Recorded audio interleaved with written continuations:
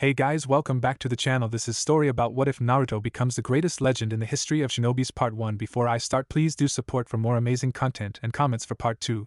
Do consider to subscribe my channel and share my video to your friends and check out the description as well. Let's start the video. Naruto kicks the can in the street as he walks in the street in Konoha. He once again failed the entrance exam for the Shinobi Academy. He knew at once his exam had been sabotaged at once by several of the Chunin instructors. He never understood why so many people hated him. He never did anything to them. Yet he could somehow feel the hatred and how intense it was. He even knew it was direct purely at him. The only thing he could really come up with is it had to do with his parents, whose name he did not know. He even began to suspect he stolen from another village. It wasn't unheard of to have children from another village be brought to another. The Sandaime Hokage's silence on the matter only made Naruto's suspicion grow even more, and he started to believe he was a captured child. There was nothing on him in the Konoha medical records regarding his birth. As far as Naruto was able to piece together, he wasn't even born in Konoha. A small part of him wanted to dismiss that theory and thought, but it grew stronger with each passing day. That made the question about his birth, as well as the identity of his origin, grow. As far as he could tell, no Uzumaki had ever set foot in Konoha. He found a clue in the Shinobi records when he finally managed to break inside at night a couple nights back. The Uzumaki clan was a legendary clan, with powerful sealing abilities and powerful fighting abilities. The records went into details that Konoha had used and adapted many of the Uzumaki's abilities into their own security defensives. However, their origin was unknown, as much of the records had been destroyed or removed. There were many lines that had been blacked out with a marker, making the words and knowledge lost. It was clear to Naruto he was an outcast of Konoha. He even began to suspect the Uzumakis were enemies of Konoha and he was stolen from them or given up in hopes for peace. All Naruto wanted was family to be here for him. If he couldn't have that, then just a single friend would be nice. Instead, the only thing he could do right now was kick the can and try to think of some way to find answers. However, he was sure the only one with answers was the Sandaime Hokage, and he wasn't talking. Naruto sighs and takes off down the street, ignoring the looks the villagers and shopkeepers were giving him. Getting fed up, Naruto took off and ran, not caring where he headed. He just wanted to clear his head. Without realizing it, Naruto was standing at a great tree. The tree that was created by the Shinobis Hokage. It was destroyed 6 years ago during the Kyuubi attack on Konoha, but the base of the great tree remains. Where the leaves dance, fire burns. The shadow of the fire will flash over the village, and the village leaves will grow once again. The voice of the third Hokage said. Naruto has pondered those words over and over again. They never made sense to him. The third Hokage always went on to say the village was family, and it was his job to look out for his family. Then why was he so unwelcome here? Why did the village, whom the third Hokage declared was family, shun him so much? The only thing Naruto knew for sure was that he didn't belong here. He knew somewhere his true family was out there. Naruto turns and walks away, unwilling to look at the tree any longer. The Sandaime Hokage was looking out his window from his office and could see Naruto walking away from the great tree. While many villagers gave him a negative report, several of his seasonal shinobis gave a different view. The most disturbing was Naruto's loyalty to the village. Many shinobis, even his own Anbu, have feared Naruto holds no loyalty to the village. In most cases, he would have Anbu keep a close eye on the individual. However, in this case, he could hardly blame Naruto for not having any loyalty to the village. The only thing he has received from the village was being shunned and hated. It was because of this, the village only pushes him further and further away. Parents weren't allowed to tell their children what Naruto was, but they made sure their children stay away from Naruto. Growing up friendless and without love was only causing Naruto to neglect everyone around him. Naruto was also starting to ask questions the third did not want him to ask. Though he should have expected it. Naruto wanted to know about his parents and family. At first, the third Hokage said they died honorably against the Kyuubi, but Naruto began to push the questions. He wanted their names and to know who they were. These were questions the third avoided, and it seems to push Naruto further away. Naruto started to believe he was a political prisoner in Konoha, and his family were enemies of Konoha. The problem with that was if Naruto started to believe it, then he would turn against Konoha. The third sighs and looks at the picture of the Sandaime Hokage. Minato, how do I save your son? Still lacking a backbone, Saru? A voice said. The third blinked and looks down to see a short elderly woman standing before him. Genkai-sensei, the third said in shock. How you been, your foolish monkey? Truth be told, sensei, not well. I got many things occupying my mind. Like young Uzumaki Naruto? Genkai said. How did you know? The third said in shock. I've watched him for the past few days. This is not how the fourth wants his son to be treated or respected. It's also clear things will only get worse from here on out. He needs to learn the truth. It may be the only thing to save him. Maybe, but the village. You need to grow a backbone. You've always lacked a backbone. That's why you let those stupid counselors and advisors push you around. Need I remind you that it is you that is Hokage, not the other way around? Genkai scoffed. You've lost your fire. Genkai-sensei, I'm still. The Samurai knew, understood what it meant to stand strong in the face of the world. Remember what the Shodaime Hokage told you. No matter what happens, no matter how the wind blows, it is your duty as Hokage to stand rooted as a tree and be strong in the face of the world when you do what is right. Even if the world is telling you it's wrong. The Sandaime Hokage lowered his head as he recalled he was told that. Lately, he has been pushed around. Even when it came to the Uchihas, he was letting his advisors pushing him around. I take it you're here to take Naruto with you. I am getting old. Consider it payment for not being here when I was needed. Also, I wish to teach one last time. Then I have a request, take a small team with you. That way it won't appear to be favoritism towards Naruto. The third said. Still lacking a backbone. Very well, I'll take a small team with me. Also, start acting like a Hokage. Genkai said as she disappears from view.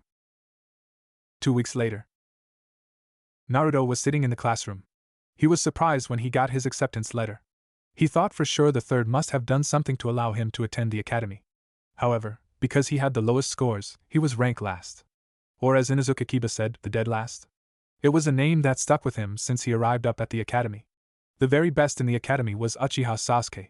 For a strange reason, he had a large number of fangirls that seemed to cheer and follow him around.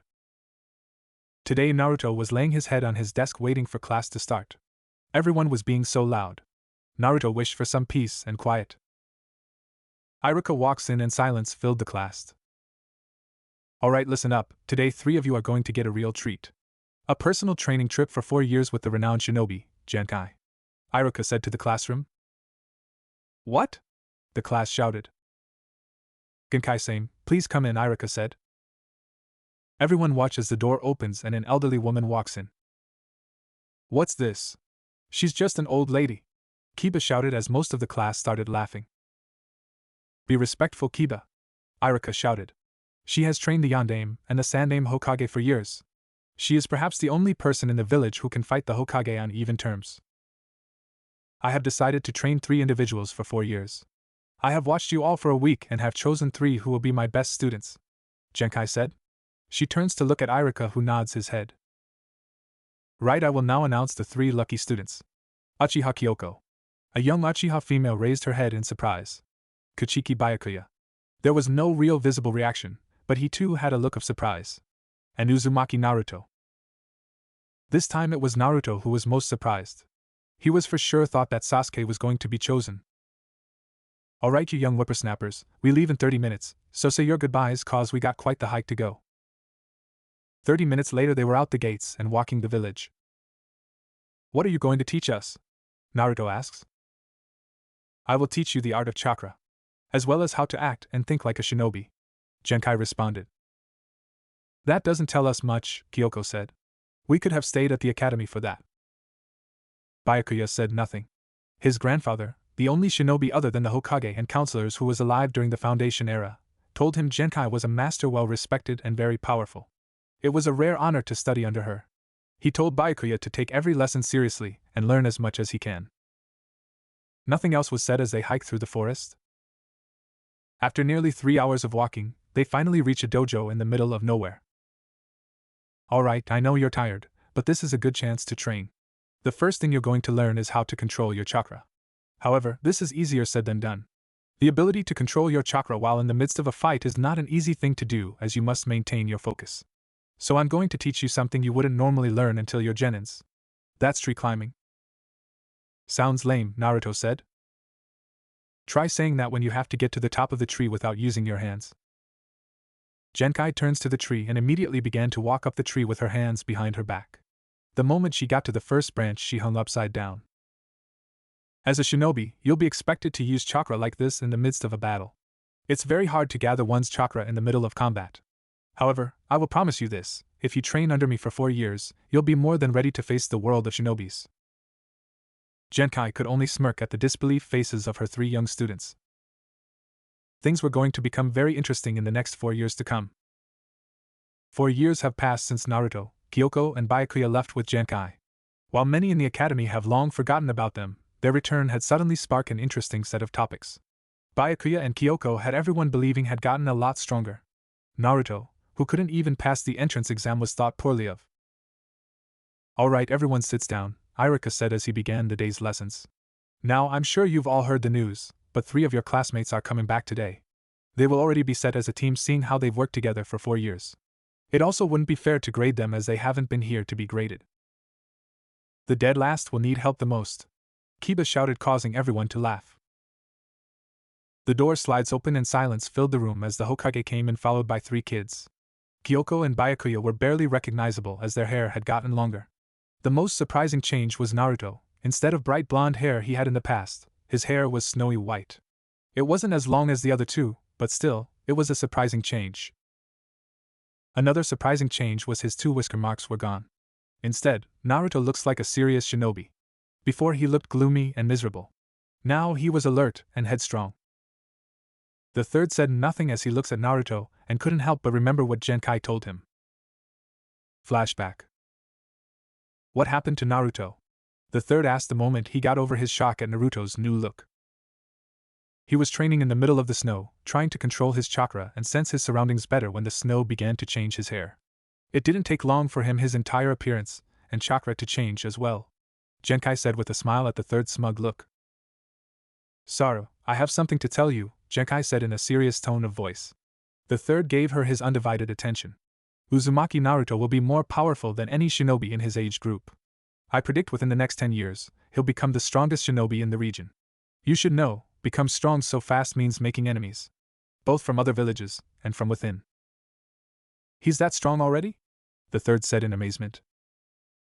"His growth is phenomenal. That's not what scares me. He is very adept at molding Senjutsu chakra. When he was learning to tune in chakra around him, he was slowly starting to mold Senjutsu chakra. His ability to utilize and adapt is beyond anything I've ever seen. His talent will make him the strongest shinobi since the days of the Shodaime Hokage." The third was taken back so much he didn't even realize his pipe fell out. The power of the Shodaime Hokage was legendary. He was by himself, a one-man army. Yet his strength hasn't been seen since his death. If Naruto had that kind of strength. Genkai was right. Before he could enter his prime, Naruto will have many enemies. From other villages and from within. He could already see Danzo plotting against Naruto in case Naruto became too powerful to control. That meant he had to make backup plans in case Danzo ever did make a move against Naruto. That meant he had to warn Kakashi and put Naruto under Kakashi's care immediately. Flashback ends. Alright, take your seats. Now I will announce your genin teams. Team 1. The third said nothing as he watches everyone's reaction to the team listing. Team 7, Uzumaki Naruto, Kichiki Byakuya and Uchiha Kyoko. There was no visible reaction from the trio who spent 4 years together. If anything, they didn't even look surprised they were going to be together. Team 8, Hyuga Hinata, Inuzuka Kiba, and Aburame Shino. Team 9, Uchiha Sasuke, Haruno Sakura. You'll be joined by a seasoned genin who needs replacements. Sakura cheers at being on the same team as he crushes. Sasuke looked like he was going to have a panic attack. Team 10, Yamanaka Ino, Naro Shikamaru and Akimichi Choji, Irika called out as he looks up and beams upon all of them. Your Jonin senseis will pick you up after lunch. Until such time, you may choose to spend your time wisely. I suggest getting to know your teammates, and you will face many journeys with them. Everyone turns to Kyoko and Byakuya, but everyone suddenly realized they had vanished. Along with Naruto. Naruto was eating an onigiri, or more commonly known as a rice ball. Genkai was a great teacher, harsh but effective. She truly taught him what it meant to be a shinobi. The most important thing she taught him was to always remember who he was. If the village failed, then fight for his friends. And whether or not he would admit it, Kyoko and Byakuya became good friends. Perhaps his only friends. Flashback. I want to know who I am, Naruto shouted at Genkai. It has been 6 months and the young 7-year-old had finally had enough and snap. He verbally attacks Genkai, refusing to do anything else until he finally got answers. He could see Genkai was regretting comparing Naruto to his parents. That told him she knew his parents. I'm afraid I can't tell you. Your name is real. However, your parents were very powerful and gifted shinobis. It's also because of this, they have made many enemies. Both outside of the village, and from within. To protect you and keep you safe, the Sandaime has kept all knowledge of your lineage a secret. Only a select few know the truth. Genkai finally said after several long moments of silence. I know you want to know who they are. Believe me, when I tell, you are not yet ready. When you are older, able to defend yourself, you will know. Right now, if people found out who you really are, then your life would be in grave danger. For more so than you're used to. Assassins would do anything to end your life, even at the cost of their own. Then why, Naruto said as he looks down. Remember all the villagers' looks and how they treated him. Why am I treated like a Naruto stops as he was so angry he couldn't even finish or find the word to describe his treatment. The answer, young Uzumaki, is fear. Fear has clouded their judgments. This can happen, even to the greatest of shinobis. To show them they have nothing to fear, you must show them who you are.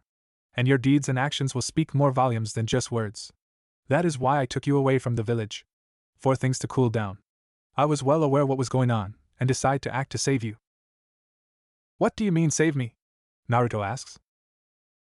Genkai sighs as he turns and looks at the setting sun. When you become as old as I am, you begin to sense things long before they happen. 6 years ago, I felt the power of the Kyuubi. However, the Kyuubi attack left a lot of questions and very little answers. I suspect a deeper hand was involved. I feel what happened that night was only the beginning. Something else is coming. As such, new battles will be fought, but the will to fight will remain the same. I want you three to remember this. There are many kinds of battles. The first is a fight for lives, the second is for pride. When you fight for lives, you do what you can to survive and save the lives of your comrades. In a fight for pride, they fight for the pride and dignity of themselves and others. In some cases, these fights can also lead to the person dying as a result, or even losing sight of themselves. Which brings me to the next topic. Genkai turns to look at her 3 students.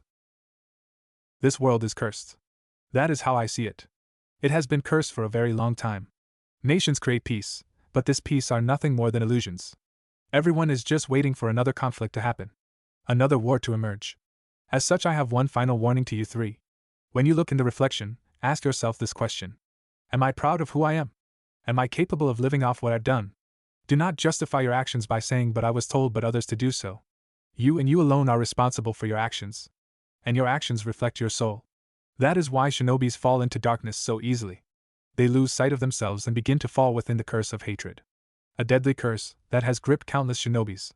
In many cases, it has caused them go to mad for power and strength, even vengeance on their loved ones. Stay true to yourself. If you can stay strong in your hearts, you'll overcome many challenges. Genkai said. Flashback ends. Naruto was upset he couldn't learn who his parents were. He did, however, learn the Uzumakis helped create Konoha from the first day and have been close allies to Konoha. That was, until their destruction. There are survivors, but Genkai told him they have no clan leader, as such, they have scattered into the wind. Naruto wanted to see his homeland, the land of his clan. However, Genkai told him it was too dangerous. He would need to be a Jonin with a squad to enter the land of the Uzumakis. There was a powerful barrier that kept the main island protected from any attempts to enter. And many nations have tried to enter the main island because the Uzumakis had many treasures and secret jutsus that any nation would sacrifice 1,000 men to have. It was because of this, Naruto had to study the Uzumaki art of Fuin jutsus. Genkai wasn't surprised, but Naruto soon began to become really adept at the art of sealing. He was by no means a master, but he was skilled enough to use many versions of seals. Mostly storage and its different types. Naruto's real interest was to use seals in combat. Genkai said no one really could use seals in combat. It has never been done before.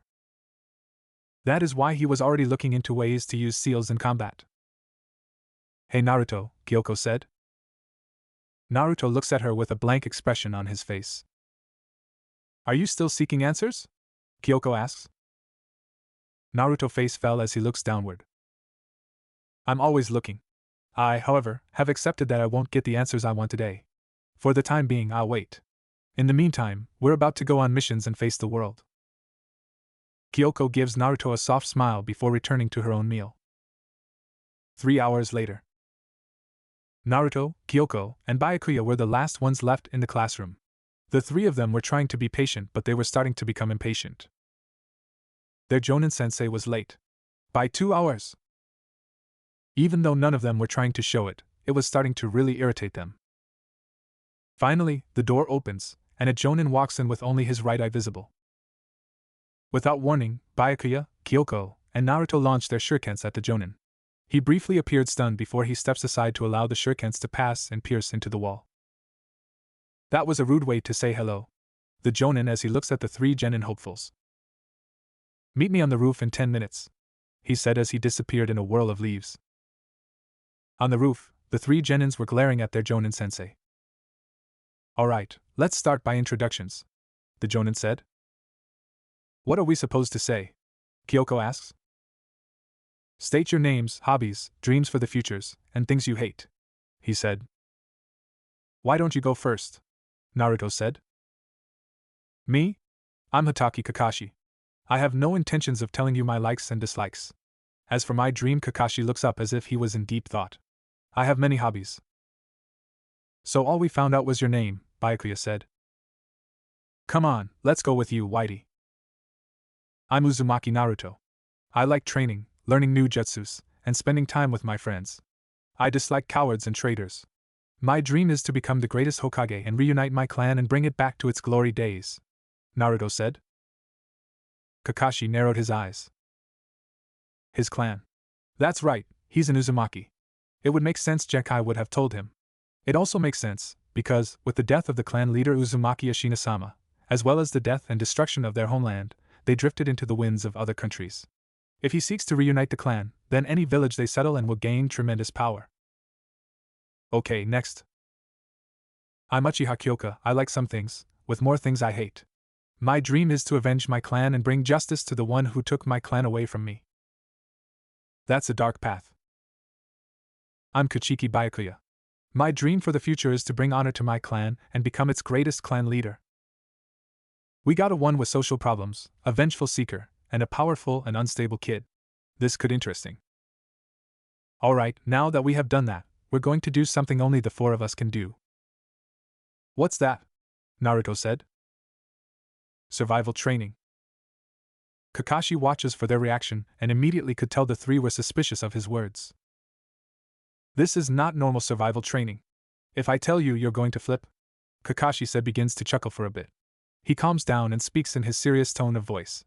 Out of all 30 graduates, only 9 will have the chance to become genin. Those that fail will return to the academy.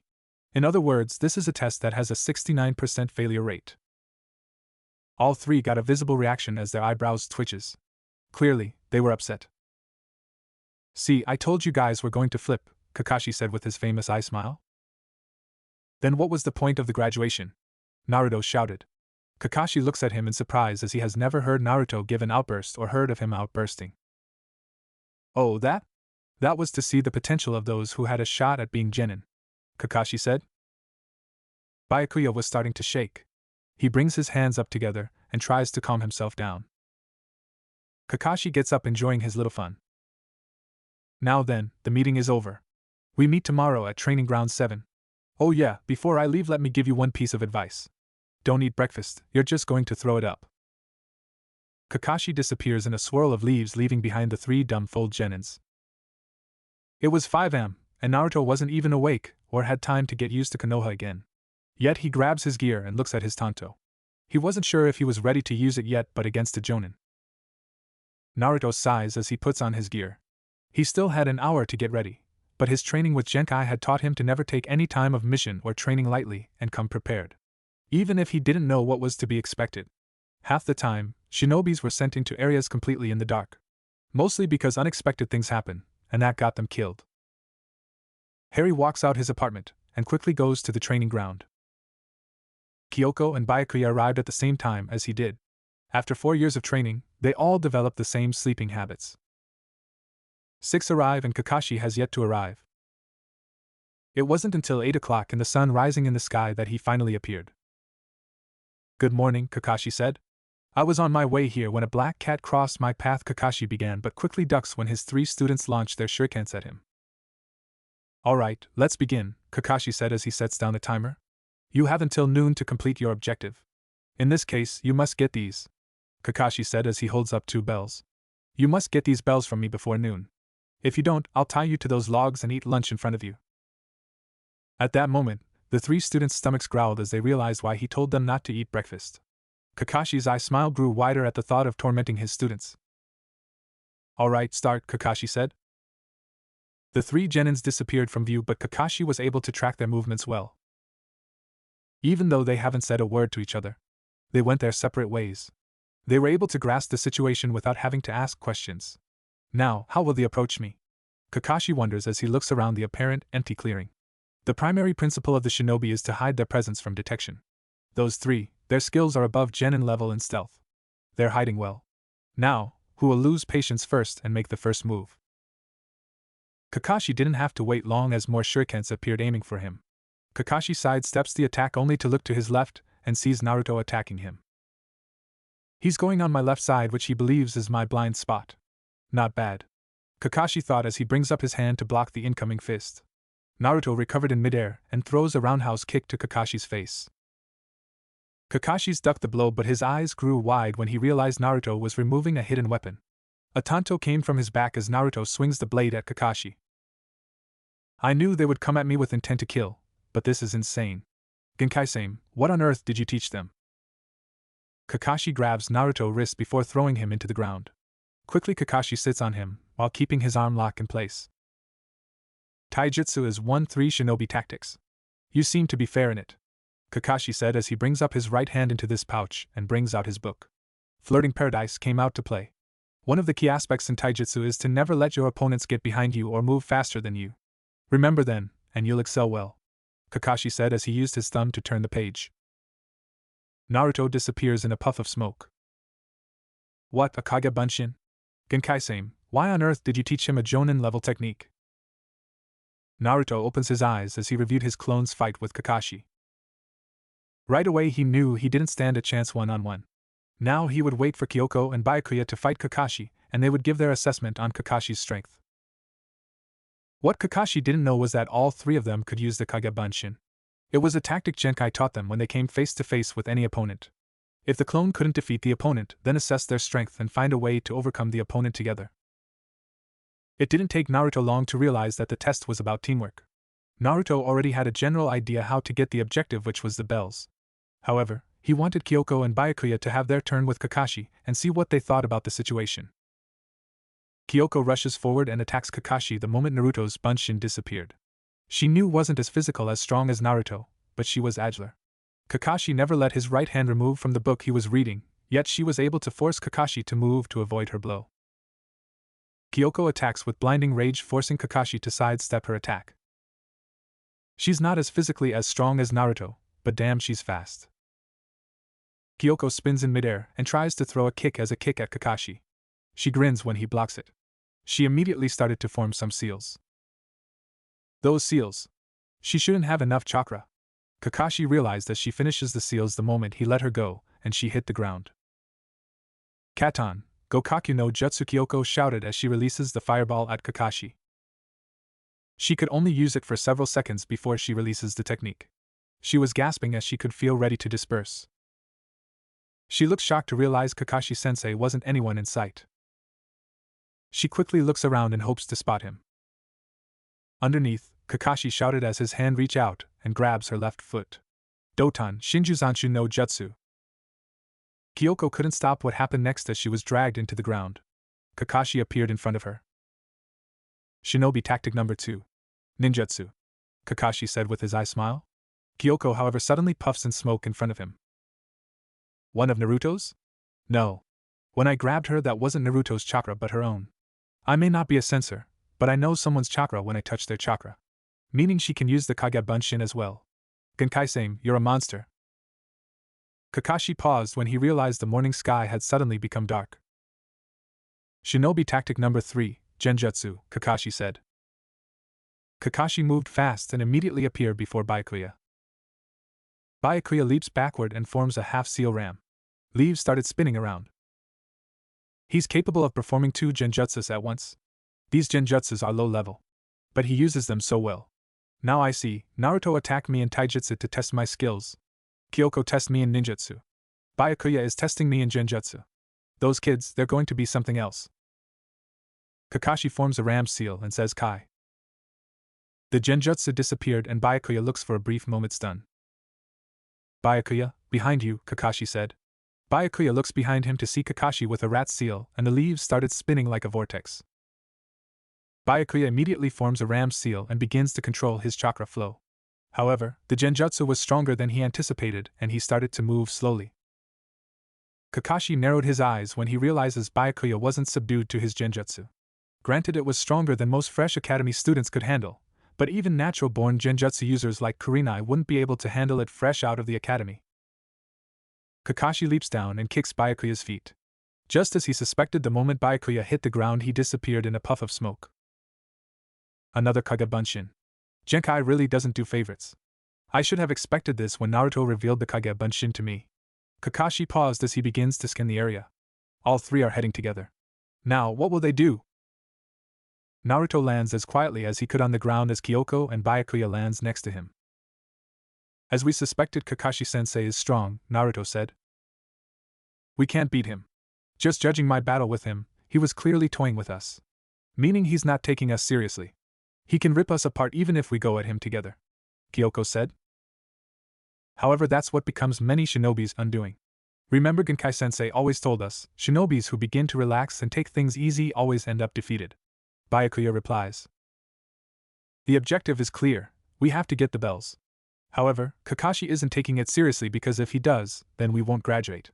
Meaning he's fighting us only at a level he believes is appropriate for this test. There is no doubt if Kakashi-sensei was serious, we wouldn't be able to talk right now. That means he's evaluating us and seeing how we perform. He knows about our Kage Bunshin. That won't work again. Naruto began. I can't form another even if I wanted to. I don't have the chakra anymore, Kyoko said. As much as I hate to say it, I can't either.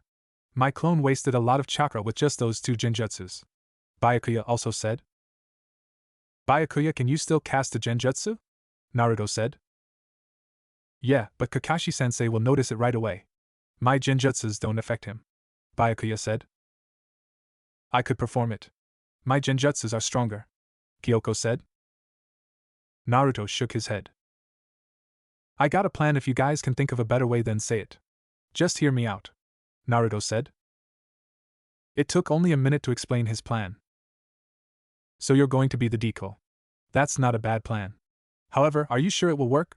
Byakuya asks. Do you have a better one? Naruto asks. As much as I hate to admit it, Naruto's plan may actually work. It does hold the element of surprise. Even for a brief moment. That could be the difference maker for this test, Kyoko said. Byakuya said nothing.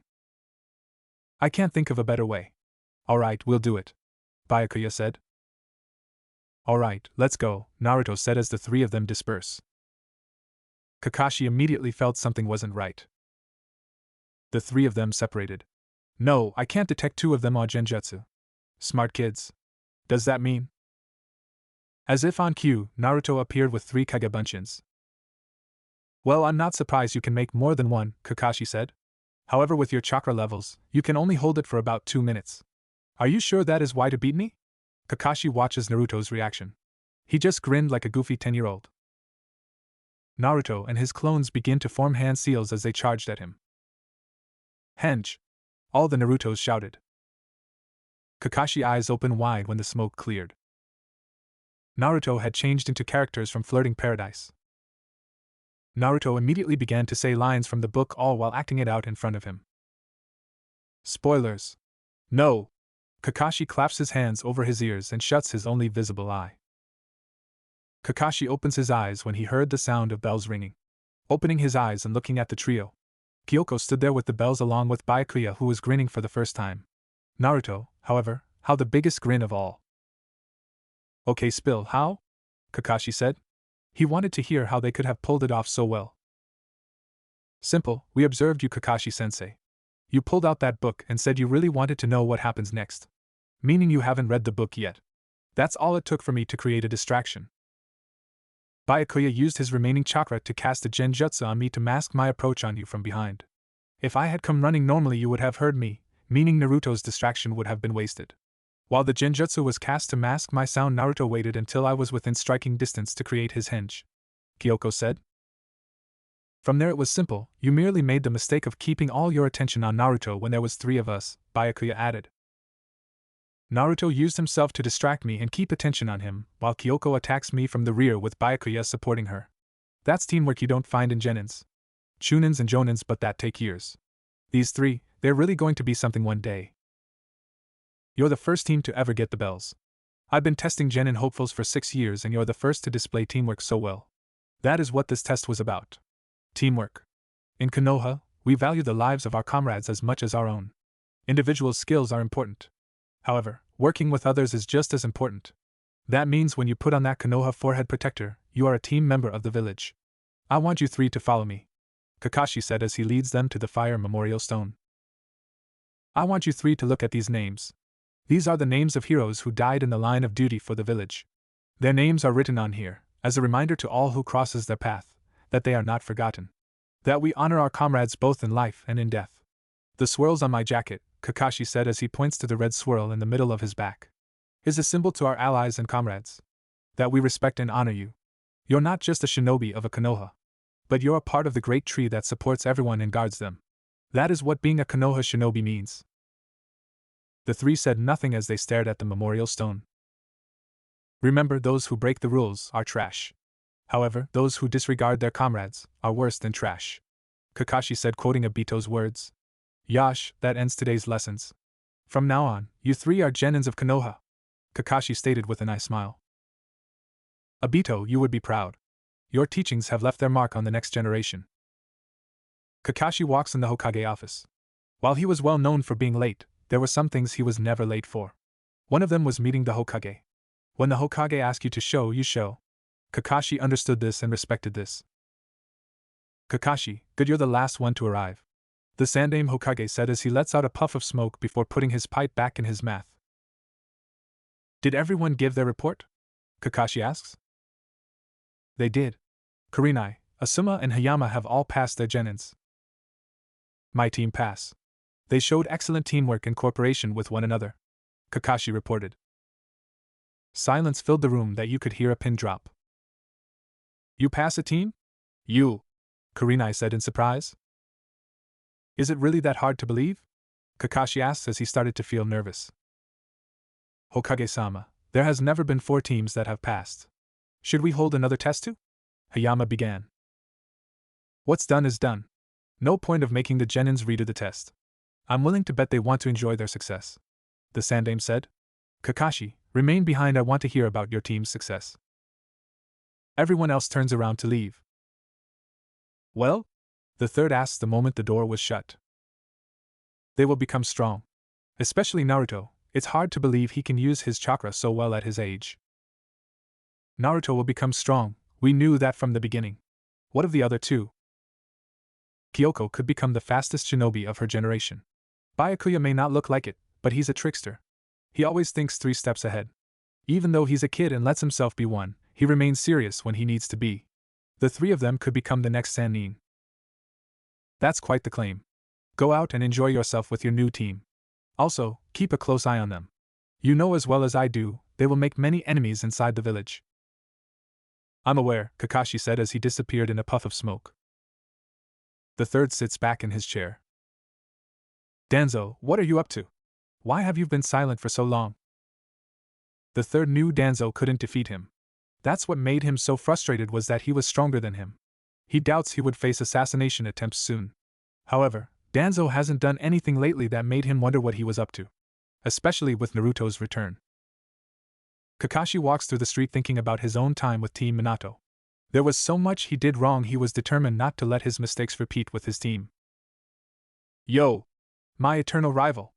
A loud booming voice shouted, causing Kakashi to wince at Guy's sudden appearance. Guy appeared in front of him with his genin team.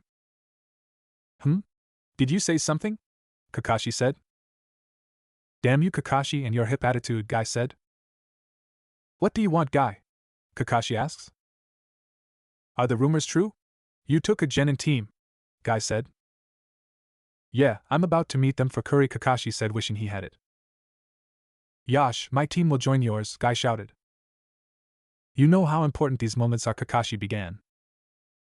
Let's go meet Kakashi's team, Guy said to his team, igniting his good guy pose.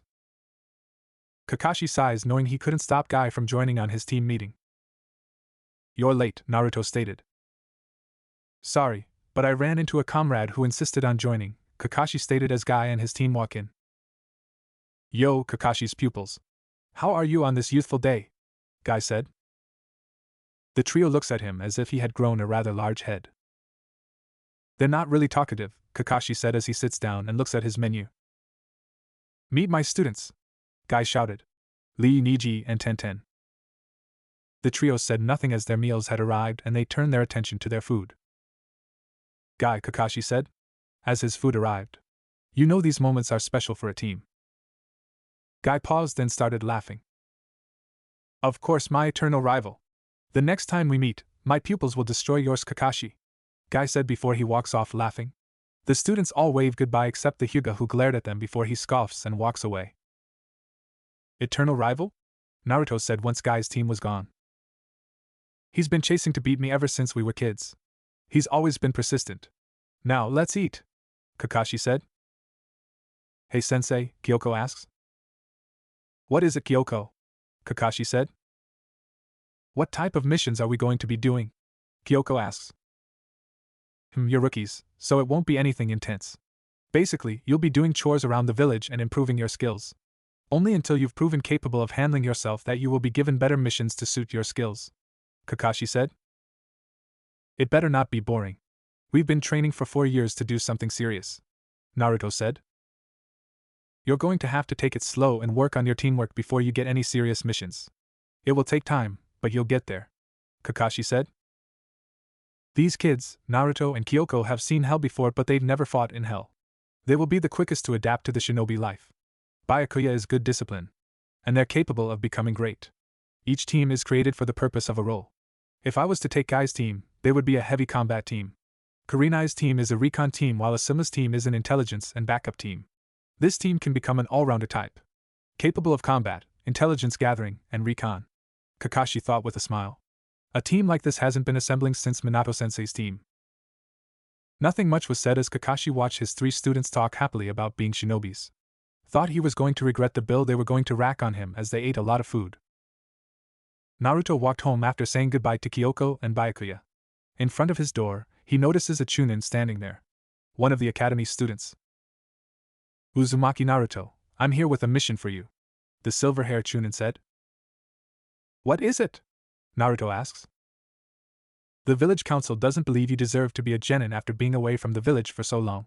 They have decided to grant you and your teammates a special test to see if you truly qualify to be a genin. Naruto blinks.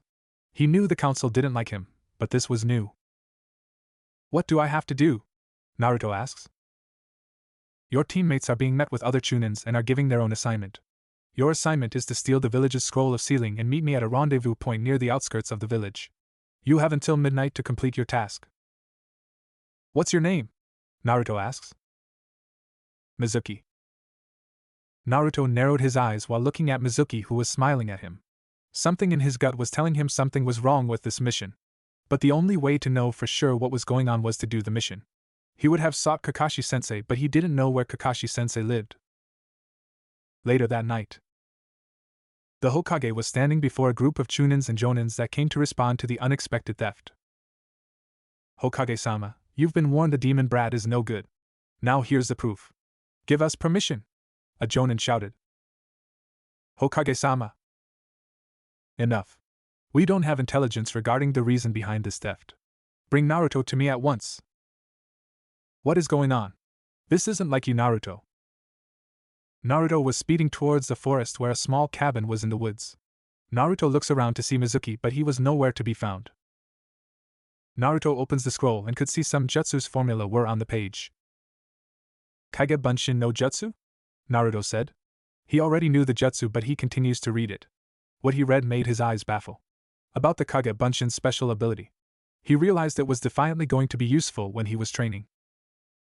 He moved to the next and read what was written on there. Naruto! A voice shouted, causing Naruto look up to see Iruka-sensei heading towards him. Iruka-sensei, Naruto said as he got to his feet and holds the scroll up. The scroll was heavy and as tall as he was, but so far Naruto was managing. Why did you steal the scroll of sealing? Iruka asks.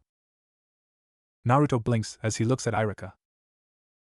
This is supposed to be a test the council gave me, Naruto said. A test? Without Hokage-sama approval? So it was a trick. Mizuki is after the scroll of sealing. I should have told the old man at the very least. At that moment shurikens appeared from trees heading for them. Iruka, being more seasonal, pushed Naruto out the way before taking the blunt of the attack. He brought his arms up to his face to protect them from getting impaled.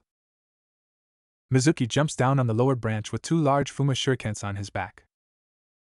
You did well to find this place, Iruka, despite not being a censor-type shinobi. I thought for sure this place was forgotten, Mizuki said. Naruto reaches for his tanto and got in a defensive stance. He wasn't sure if he was able to fight a Chunin, but he wasn't going to go down without a fight.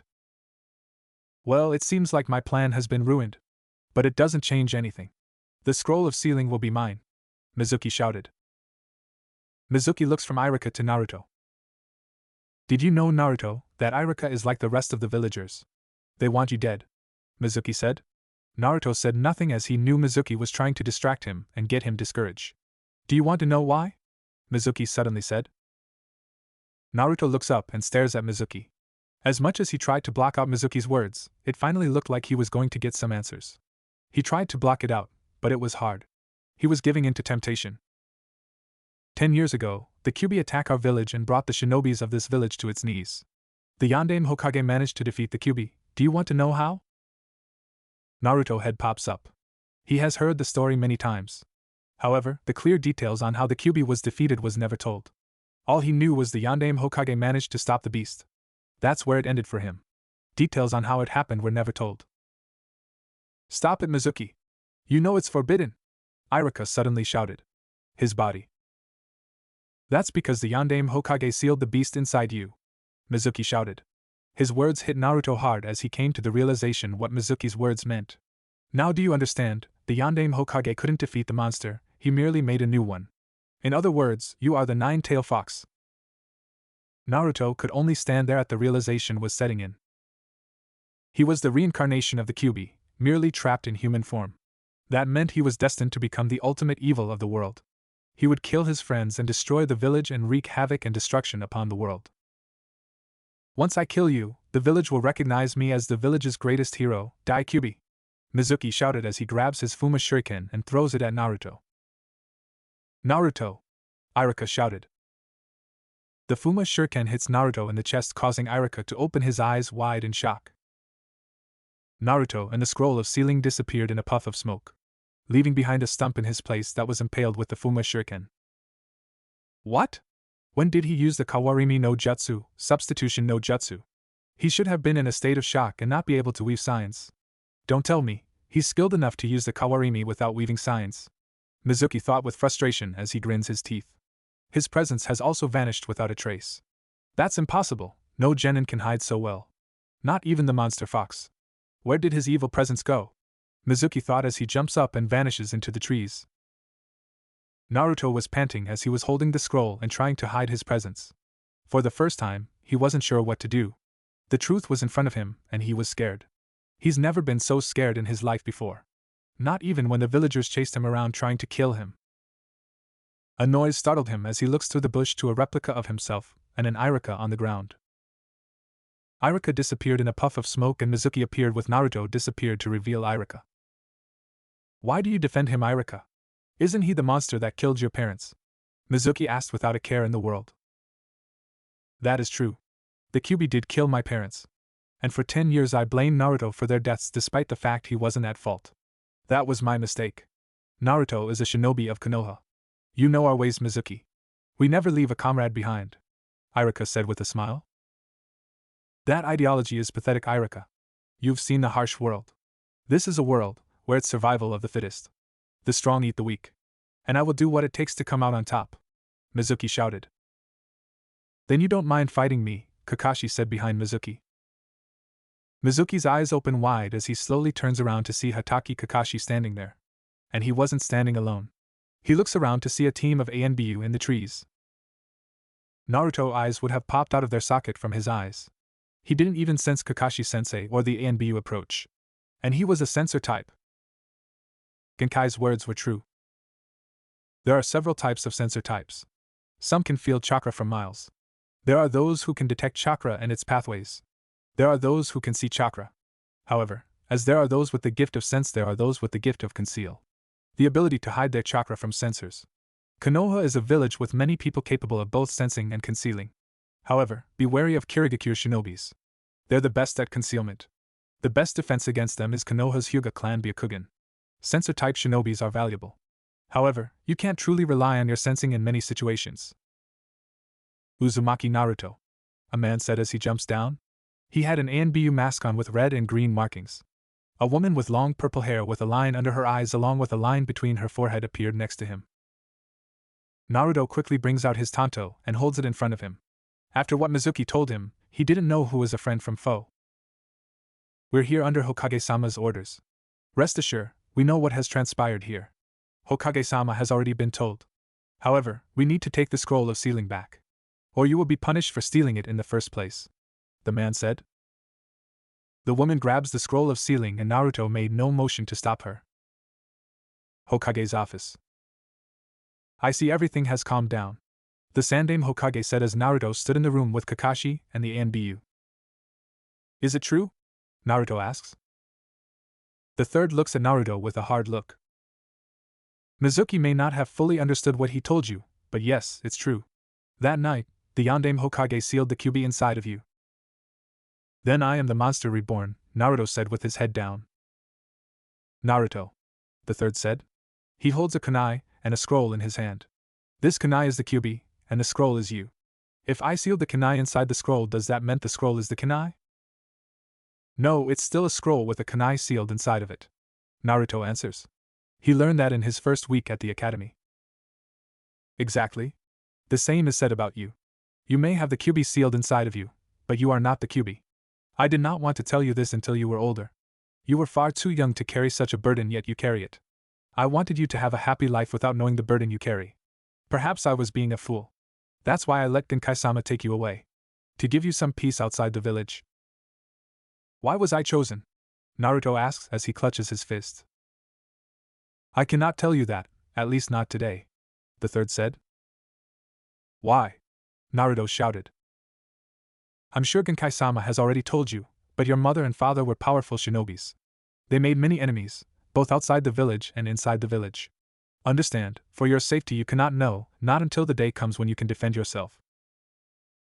And when is that? Naruto asks. I see you have no intentions of just letting this go. Very well, I shall tell you everything, the day you become a jonin. However, understand, the moment the truth is revealed, many people will come to kill you. You must get stronger before that day comes, the third said. Then I have to get stronger? Naruto said. Naruto, you were assigned to me because I'm also here to protect you. I know it's hard, but for your own safety, you'll have to wait until you become strong, Kakashi said. Naruto said nothing. Naruto, you will have a difficult road ahead, but the day will come when you will have what you desire. You just need patience. Now go home, and get some rest, you have a busy day tomorrow, the Sandaime Hokage said.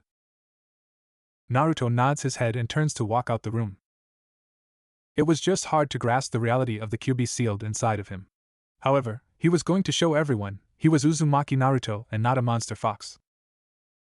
It has been 2 weeks since Naruto, Kyoko and Byakuya became genins. And they were stuck with doing D-rank missions. Needless to say, they were not thrilled in doing D-rank missions. Today they were stuck chasing Tora, the feudal lord's wife cat. Kakashi was as always, observing their work. Did you capture the target? Kakashi said into his mic. We got it, Byakuya said in his mic. Kakashi could hear the sound of struggling in the background and could only assume Kyoko and Naruto were wrestling with the cat. Yash, capture lost pet Tora complete. Isn't there better missions we can do? Naruto shouted into the mic that sent Kakashi flying backward. Kakashi gets up and sighs. Despite having to mask his emotions, Naruto was still a 10-year-old boy and would lash out with his emotions if he was upset. He only prayed he wouldn't do something to Hokage-sama, cause he would end up paying for it if he did. Kakashi watches Naruto nervously as they turn in their mission report. While it was a success, the trio were getting fed up with all the D-rank missions. Alright Team 7, for your next mission, you can babysit Yoka the third began, but Naruto interrupted him. No! Naruto shouted. Kakashi sighs knowing Naruto had finally reached his limit. The Sandaime Hokage looks up to see what had caused Naruto to give an outburst like that. No more D-ranks. We're not improving our skills doing these chores. We need to be tested, old man. We've been training for 4 years. We need to put our skills to the test, not wasting time on those chores you call missions. Naruto shouted. Kakashi sighs knowing how the team felt about the D-rank missions. They were miserable and craved better missions. Despite being rookies, his greatest fear was they would just do something stupid and reckless to get that mission. Like steal one of the mission scrolls and do an A-rank mission. Naruto, looks like I need to explain what these missions are. The Sandaime Hokage said as he began to lecture them. Missions are divided into A, B, C, and D rank based on the team's skills, the Sandaime said, but looks up to see the trio were huddled together looking at some A-rank mission scrolls. What about this one? Naruto asks as he holds the scroll to his teammates.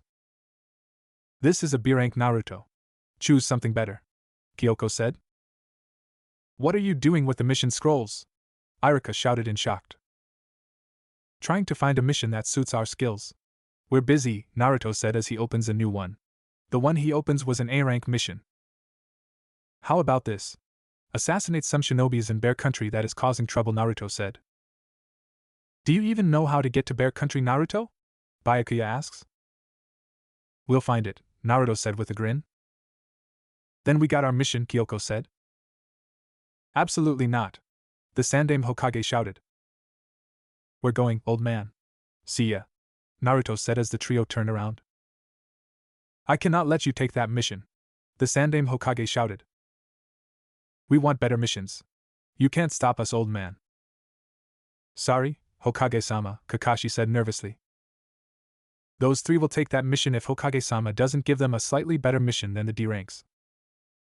Shinobis in this village earn their missions. You want a better mission, I'll give you a C rank mission. A simple escort mission that should prove useful to your skills. Would you accept that? The Sandaime Hokage asks. The trio looks around. It better be good, old man, Naruto said. You will be going to Wave Country to escort a builder and protect his bridge from bandits. Bandits? You think bandits are a challenge to us, old man? Naruto said in disbelief. For a shinobi with no combat experience, this will be a real challenge. No amount of training can prepare you for the real thing. Do well in this mission, and we'll talk more about you doing better missions, the Sandaime Hokage said. Wait a minute! Sakura's voice shouted just before the door behind them slides open. Why don't we get a better mission too? Sasuke-kun is Rookie of the Year and deserves it the most, Sakura shouted. Team 9 stood there while Sasuke was looking away. Another boy whom they never spoke to just stood there looking slightly annoyed. Team 7 doesn't deserve that mission. We've done more missions than they have, Sakura shouted as she storms into the room. Unlike Team 9, we have skills to back it up, Kyoko said. What did you say? Sakura shouted as she got into Kyoko's face. The two glared at each other with an intensity that lightning sparks could be seen when they made eye contact. Alright, that's enough. Since we're low on D-rank missions, I'll allow Team 9 to join Team 7 on their C-rank mission, the Sandaime Hokage said. Hokage-sama, Irika said in surprise. It's fine, Irika. Besides, we got 2 Jonins to watch over them, the Sandaime Hokage said. Sorry about this, Kakashi-senpai, the Jonin said, apologizing to Kakashi. Don't worry about it, Kanbei, Kakashi said. You know him? The boy asks. Hi, Hatake Kakashi is perhaps the village's strongest Jonin. You could learn much from him, Inoue said. You're Hai, right? That's right, Hai said. I hear you're good, Kakashi said. You haven't seen anything yet, Hai claimed. Alright, let's meet at the South Gate in 1 hour, Kakashi said. Konoha South Gate. Team 7 and Team 9 stood there with Tazuna the bridge builder who was drinking sake out of his gourd. Alright, let's go. Naruto paused as he looks in front of him. Everyone was moving forward while he hung back looking at the strange seal in the sky. Naruto, what's wrong? Kakashi asks. It's nothing, Naruto said as he takes his first step forward. It was clear to him that a powerful barrier surrounded Konoha. The first defense was detected anything that moved into Konoha. The second defense would repel any attack heading into Konoha. Nothing was said as they walked down the road. They walked in silence. It did not go unnoticed to Naruto that Tazuna was glancing around as if he was expecting to be attacked. Then Naruto, Kyoko, and Byakuya looked up. They could sense it.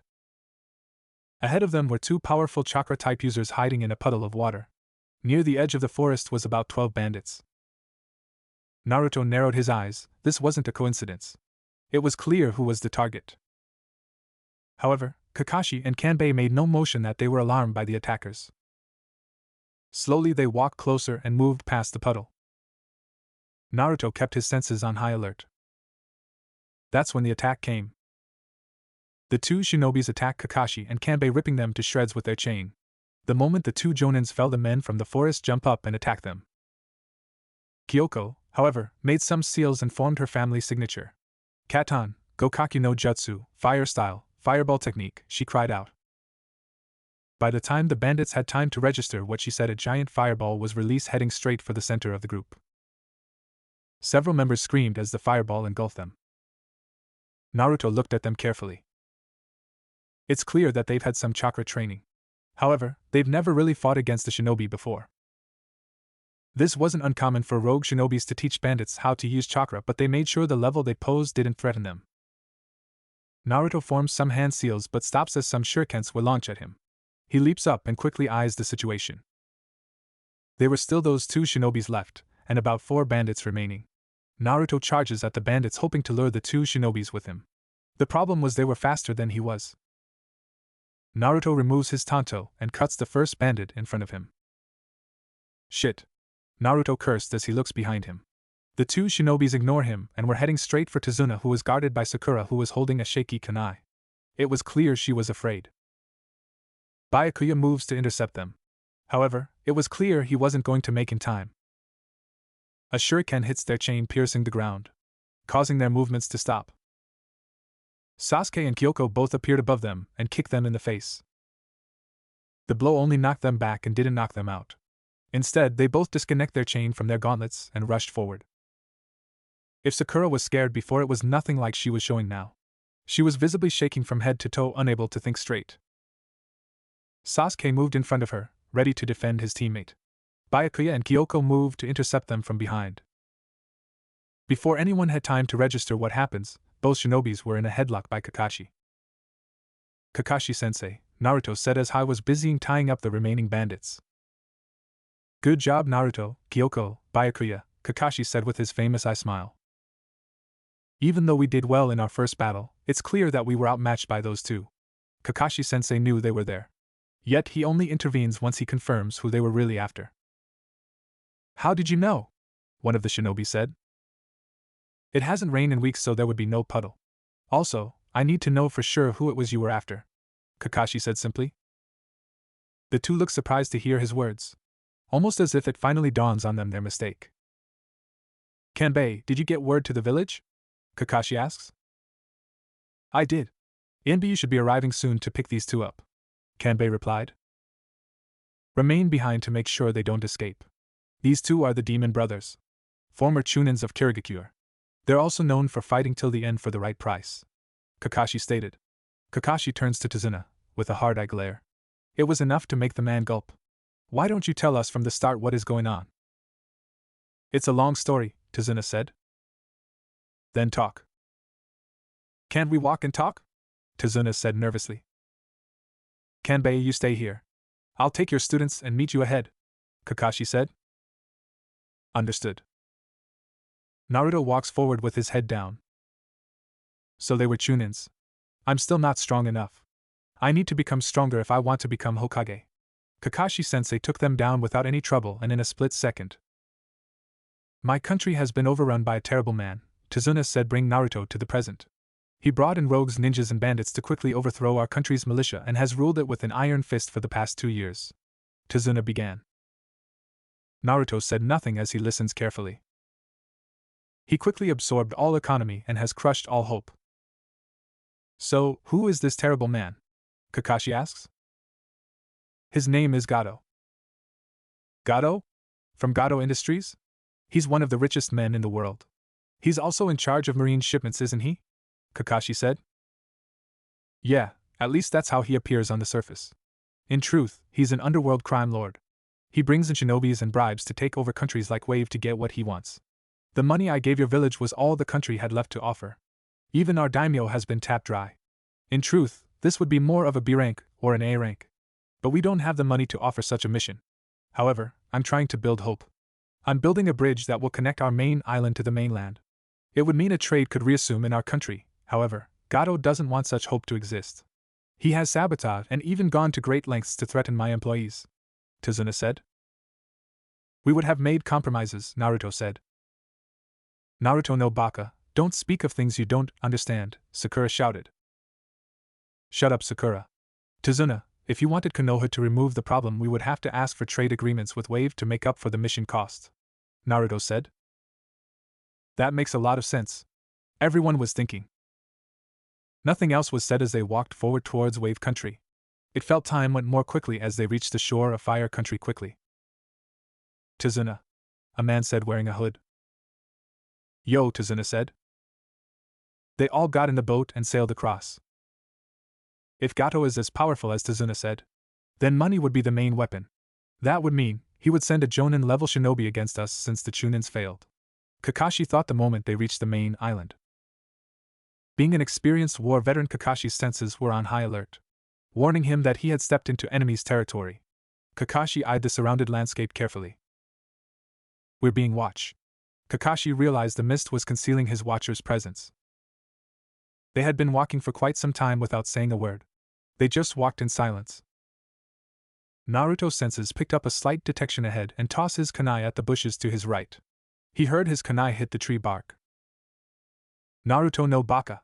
Sakura shouted as she hits him on the head. Don't scare us like that, she screamed. Kakashi went forward and looks at what caused his student release his kunai. What he was had him go on high alert. A snow hare? They should only be white during the winter. Naruto's sensing skills are amazing. Even I couldn't sense anyone here. A Jonin is here. One that is skilled enough to hide their presence from sensor type. Does that mean Naruto's sensing skills are stronger than Byakuya and Kyoko's? Uzumaki's are known to give birth to the powerful sensor. So I shouldn't be surprised. What is surprising is that Kyoko is a sensor type as well.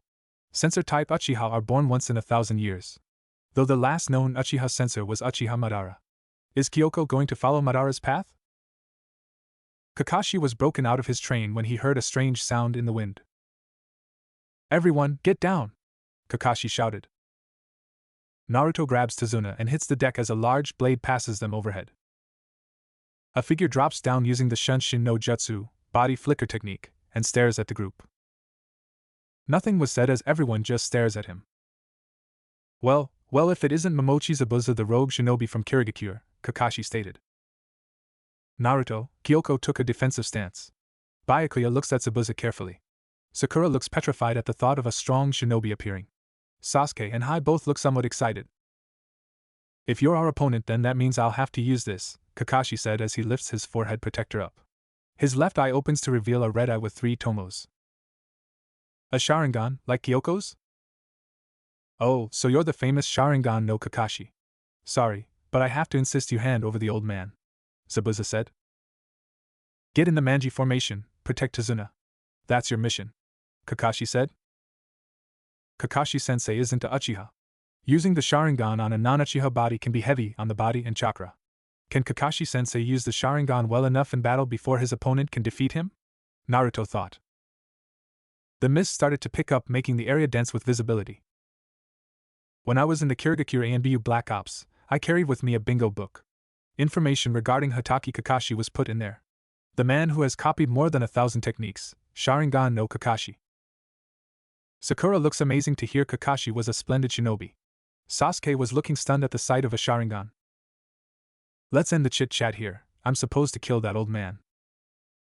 Naruto, Kyoko, and Byakuya were the first to move, surrounding themselves around Tazuna. Sakura, who was already standing next to him, looked slightly worried. However, with you in the way, it would seem I have to defeat you first, Kakashi, Zabuza said as he looks at Kakashi. He grabs his giant sword, kicking the tree, launches himself at the water. Ninpo, Kirigakyu no Jutsu, ninja art, hidden mist technique, Zabuza said as the mist suddenly became so thick he vanishes from sight. It didn't take long for the mist to make Kakashi disappear from view as well, and he was only 5 feet away. Kakashi formed a hand seal and chakra erupted, clearly a small patch of mist, allowing the 6 genins to see him. Momochi Zabuza, the first thing he'll do is eliminate me. I'm his biggest threat, Kakashi said. What is he? Sakura asks. Momochi Zabuza, a former member of Kirigakyu's ANBU Black Ops. He's also a master at silent killing, Kakashi stated. Silent killing? Sakura repeated. As the name suggests, it's the ability to kill an opponent in absolute silence. No noise or sound is carried out. Momochi Zabuza is well known to have mastered this ability to the point he can kill opponents before they even realize he's even there, Kakashi stated. In other words, not a single sound can be heard when Momochi Zabuza is involved. Naruto paused. It wasn't the fact that Momochi Zabuza was capable of killing in silence, it was the fact that he could move around without detection. This meant he was capable of moving around while hiding his chakra. Byakuya was a sensor, but not a skilled one. Not like Kyoko and himself. Kyoko was capable of sensing flickers in a person's chakra network, but she hadn't mastered the ability to sense chakra like he could. Guys, motion seals, Naruto said. Kyoko and Byakuya nod their heads. They all formed the 3 seals and placed 2 fingers on the ground. With Sasuke and Hai in the back, they will be able to see if Zabuza comes that way. However, this could be problematic if Zabuza can throw projectiles at Tazuna without making a sound. We just have to pray Kakashi-sensei can defeat Zabuza. Nothing else was said as the mist soon became thicker. It was intense, as Naruto was doing all that he could, but couldn't sense Zabuza's or Kakashi-sensei's chakra. Both of them were skilled at hiding their chakras. Finally, a voice broke the silence. 8 spots. Zabuza's voice rang through the area. The larynx, the spine, the lungs, the liver, the jugular and the subclavian veins, the kidneys or the heart, Zabuza's voice said. Naruto said nothing as he waited for what Zabuza meant. Which one should I strike? No, Sakura said. No! She screamed. Sakura, Sasuke said. I don't want to die. I won't want to die. She kept repeating. Get her to calm down, Naruto said. Sakura, Hai said as he grabs her, but she was already shaking. Naruto looks back and could see it wasn't just Sakura in bad shape. She had fallen to her knees and was holding her head. Sasuke was also in a bad way. He was holding his kunai, and it looked like he was getting ready to end his own life. Sasuke, Sakura, Kakashi said as he forms a ram's seal and the mist clears. Don't worry, I'll protect you with my life, Kakashi said before he turns around and shows them his eye smile. I'll never let one of my comrades die. I doubt that, Zabuza said. Naruto, Kyoko, and Byakuya had perk up at the voice. It wasn't possible, but Zabuza was behind them. It's over, Zabuza stated. Naruto, Kyoko, and Byakuya all reach for the Tantoes and shoves it into Zabuza's gut before he could swing his giant sword. Kakashi at that moment took a step forward towards them to intercept Zabuza. Naruto notices something strange about Zabuza. He was hunched over like he was in pain, but instead of blood, he notices water. Mizu Bunshin? Water clone, Kakashi said. That's right, Zabuza said from behind Kakashi as the Mizu Bunshin dispels into a puddle of water. Before Kakashi could react, the giant sword cut through his midsection, cleaving him in half. Zabuza looked pleased with himself but paused when he notices Kakashi too dispelled into a puddle of water. Doton, Tsuchinami no Jutsu, Earth Style, Mud Wave Technique, Kakashi voice shouted. The ground began to shake, causing everyone to lose their balance. For Zabuza, his feet got trapped in some mud. You're right, Zabuza, it is over, Kakashi stated as he comes out the ground. You hid in the ground? Zabuza said in shock. Kakashi-sensei already made that Mizu Bunshin when the mist got thick and quickly replaced himself in the ground watching everything. He did all that without any of us sensing what was going on. Kakashi-sensei knew Zabuza would send a clone to us first. He hopes to lure real Zabuza out after he drops his guard after the clone was defeated. That also makes sense as Zabuza's voice was far away when he spoke. No way he wouldn't have gotten past our motion sensor seals without us nothing. That means, he made a Mizu Bunshin from the mist exactly behind us. You impress me, Kakashi. Your insight is better than I've heard. You had your clones speak to lure my attention away from the Gakis. After they had managed to defeat my Mizu Bunshin, you had your clone drop its guard to lure me in. Not a bad plan only. It's not enough to defeat me, Zabuza said from behind Kakashi as the trap Zabuza turned into a puddle of water. Kakashi ducks, avoiding the giant blade from cutting him in half, only for Zabuza to kick Kakashi and sends him flying into the water. Zabuza rushes forward only to stop short when he notices some Makibishi spikes. How foolish. Still a monkey, Zabuza said. Kakashi emerges from the water and tried to get to his feet on top of the water. Kakashi, Zabuza stated from the ground. You lose. Mizu Bunshin no Jutsu, Zabuza stated. Zabuza quickly formed some hand seals as his clone appeared behind Kakashi. Suiro no Jutsu. Water prison technique. What happens next was a bubble of water surround itself around Kakashi, and the clone holding the bubble. Don't bother trying to get our Kakashi. It's capable of restricting your movements like a slug. It would be troublesome if you were moving around, so I'll deal with you later. First, I'm going to make you watch as I kill your Gakis, Zabuza said. Kakashi's eyes open wide. I shouldn't have gone near the water. As a former Kirigakure shinobi, he has the advantage with water. Now then, how should I deal with you Gakis? I don't expect I'll get much of a workout for dealing with any of you. So, there's no point in getting my hands dirty. I think one will do.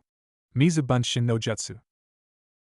A water clone emerges from the edge of the water and kicks the Makibishi spikes away. You Gakis wearing those forehead protectors, thinking you're real shinobis. You're just kids playing shinobi. But a real shinobi is one who goes through life and death experiences countless times. In other words, unless you get yourself in my bingo book, you'll never be a real shinobi. Guys like you are just Gakis, Zabuza clone said as he steps forward. Naruto grins his teeth and bursts forward. Naruto! Kyoko shouted. Naruto unsheathes his tanto and moves to strike against Zabuza. He brought his blade down only for Zabuza to stop it with his own blade. What? He didn't dispel into water? Naruto was stunned at the thought. Did you honestly believe I would dispel at your level? Zabuza said as he brings his foot back. I can't dodge. Naruto realized as his own feet weren't on the ground. Naruto brought his arms up as a shield to block the blow. The kick was powerful, sending Naruto flying backward. Naruto! Kyoko shouted as she jumps up and grabs Naruto. Only she couldn't stop Naruto from flying backward and they both hit the tree. Kyoko receives the worst as her back hit the tree and Naruto collided into her, literally pancaking her between Naruto and the tree. Kyoko? Naruto said. Kyoko coughs, as blood slowly makes its way down the corner of her lips. My ribs are broken, she said as she holds her ribs, trying to nurse them. You guys. Take Tazuna and run. His Mizu Bunshin can't go far. You stand no chance against this guy. As long as he keeps me trapped in the water prison, he can't move very far. Force him to make a difficult choice. Sorry Kakashi-sensei, but that option become void the moment you got caught. What a minute, why is he sending a clone to deal with us instead of himself? Naruto thought as he looked at the situation. With his skills, he could send the Mizu Bunshins around maybe 500 meters. Yet he hasn't budged an inch since he faced us. Is it because he can't? The water prison, I see he has to stay within a certain range of his clone to keep it functioning. If he drifts too far his jutsu it will fall apart, and Kakashi-sensei will be freed. Hey Kyoko, can you still fight? Naruto asks. Not well, Kyoko replied. Attack Zabuza with your shurikens, Naruto said. The only reason why you Gakis managed to dispel my previous Mizu Bunshin is because I allowed it. In other words, you didn't dispel my Mizu Bunshin, I did, Zabuza stated in amusement. Zabuza paused as he notices something above him. How naive, Zabuza said as he grabs Sasuke by the throat. Sasuke drops his Fuma shuriken and was trying to grasp for air as Zabuza was crushing his windpipe. Trying to attack the real me thinking I was distracted by that other Gakis? Not a bad idea, only it won't work on me, Zabuza said. Zabuza paused when he realized some shurikens were heading his way. Zabuza said as he tosses Sasuke into the shurikens. Zabuza's eye open wide when the shurikens bend away from Sasuke but still heading towards him. Wire strings. Zabuza ducks the shurikens and nearly took a step forward. It was that instant that Naruto felt the water prison chakra shift. Zabuza retracts his foot allowing the flow of the water prison to remain. I was right. He can't move any further. Sasuke, Naruto said as he picks up Sasuke on the ground. Kyoko and Naruto with Sasuke over his shoulder returns to the group. Guys, don't make things worse. Not even Sasuke-kun was a match for him. We should do what Sensei says and run away. That way. He can't move anymore, Naruto said, causing Sakura to shut up. Isn't that right, Zabuza? That's why you won't finish us off yourself, is because you can't, Naruto stated loudly. This caused both Zabuza, Kakashi, and everyone else to look at him. Naruto is not good at forming strategies. He's never has been. Not even when Genkai put us all through those trails. However, he is gifted in tactics. Genkai said most shinobis can either plan ahead or create a plan during battle. Naruto is the type that, after careful analysis of the situation, is able to come up with strategy in the midst of combat. This is a skill few have. Kyoko thought as she knew Naruto had her launch those shurikens at Zabuza for a reason. Don't get cocky, brat. If I felt like it, I can walk over there and kill you myself. Don't make things worse, Naruto. Let's go, before Sakura began. Except you can't, Naruto stated. It's true, if you were just using the Mizu Bunshin you would be able to. But you're using the water prison. You said you didn't need to get your hands dirty to finish us off. You said that because you were attacking us psychology. The truth is, you can only be so far from the water prison technique before that jutsu will collapse. In other words, where you're standing is the furthest you can be away from your own jutsu, Naruto stated. In other words, you can only send clones to face us, Naruto stated in a boastful tone. Zabuza's eyes narrowed dangerously. It was hard to tell, but he actually looked frustrated. Then Zabuza started laughing. You got me figured out. You're right, I cannot go any further as long as I want to keep the water prison active. However, you cannot run from me like your sensei wants. My clone is faster than you and can move more than 1,000 meters from me. That is why I'm called the Demon of the Mist, Zabuza stated. 1,000 meters. Also, let me tell you one thing, hiding from me is no good. I am a master at hunting through sound alone. Also, despite my disadvantage you pointed out early, there is still one thing you're overlooking. This is still my terrain, Zabuza stated. What are you doing? I told you guys to run. It should have been obvious what was going to happen once I was caught. Listen to me. Our mission is to protect Tazuna.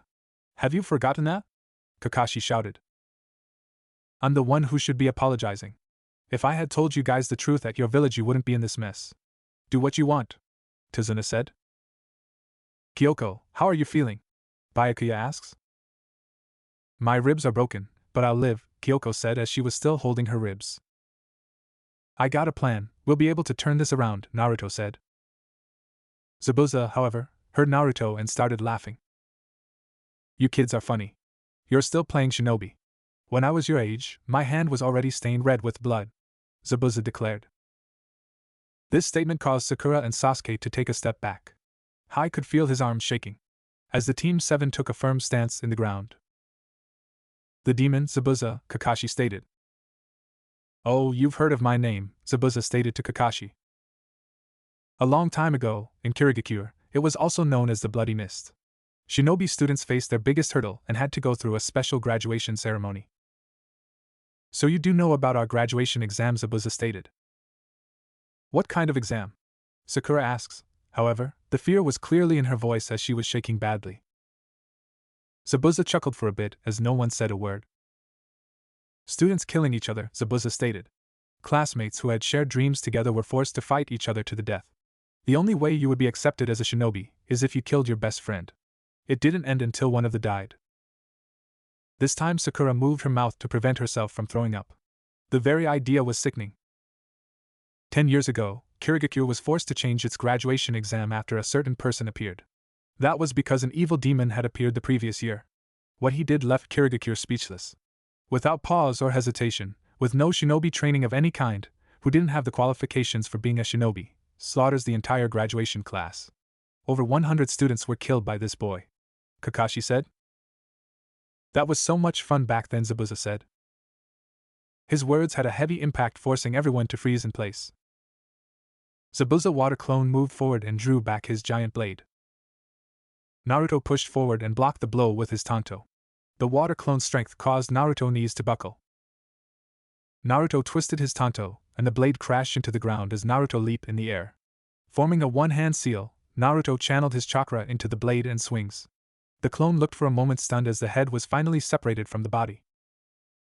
Finally, the water clone dispelled. A Fuma shuriken appeared around heading for Zabuza, aiming for me while using my water clone as a distraction. It won't work, Zabuza stated, only to notice that the Fuma shuriken wasn't heading for him, it was heading out to the lake. It finally twists and turns, moving around the water prison towards the water clone. The water clone grabs it in midair and holds it before a second shuriken impaled it in the gut. Kyoko, she used the Kage Shrunken no Jutsu Shadow Shuriken technique. She quickly used Naruto's attack as a distraction to hide her second Fuma shuriken in her first one. Had Zabuza seen that, he would have been able to stop it. Zabuza's eyes opened wide as the water prison technique was broken and Kakashi landed on his feet. Looks like I'll have to kill the old man myself, Zabuza declared as he grabs his giant sword and rushes forward. Kakashi suddenly appeared in front of Zabuza and kicks him into the water. That was well done, all of you, Kakashi said. Shunshin no Jutsu? Body flicker technique, Naruto said as he stares at Kakashi. Yeah, I'm a master at using the Shunshin no Jutsu. It only took me 3 steps to get in front of Zabuza, Kakashi stated. 3 steps? He took only 3 steps in a split instant. Not many can use the Shunshin no Jutsu in combat, Kakashi, Zabuza said as he gets up. Zabuza, I'll warn you this once. The same technique won't work on me twice, Kakashi stated. Zabuza grabs his giant blade that was on his back before charging forward. Kakashi pulled out a kunai and charges as well. A noise next to Naruto caused him to look back and see Kyoko had fallen to her knees. Kyoko, Naruto said, but paused when he notices something different about her normal onyx-like eyes. Her Sharingan was activated. It wasn't in its perfect form, as she only had 2 tomo in each eye. However, it was clear she was watching the fight carefully with her Sharingan. Kakashi and Zabuza both leaped back. The both started forming seals at a rapid pace. Finally, they stop. Suiton, Suryudan no Jutsu, both of them shouted. Water style, water dragon technique. 2 massive waters shaped like a dragon appeared and rose up. They charged at each other and collide with a heavy force. Both of them charged forward with their blades in a deadlock. They both leaped back and started circling each other. After exchanging some words, they both started forming some seals, only for Zabuza to stop short as Kakashi finished. Suiton, Daibakufu no Jutsu, Kakashi shouted. Water style, giant vortex technique. The water rose up and quickly swallowed Zabuza. On the sidelines, everyone feels the heavy wind the jutsu was creating. It was enough force to nearly take them off their feet. It finally ended and Zabuza could be seen against the tree with several kunai in him.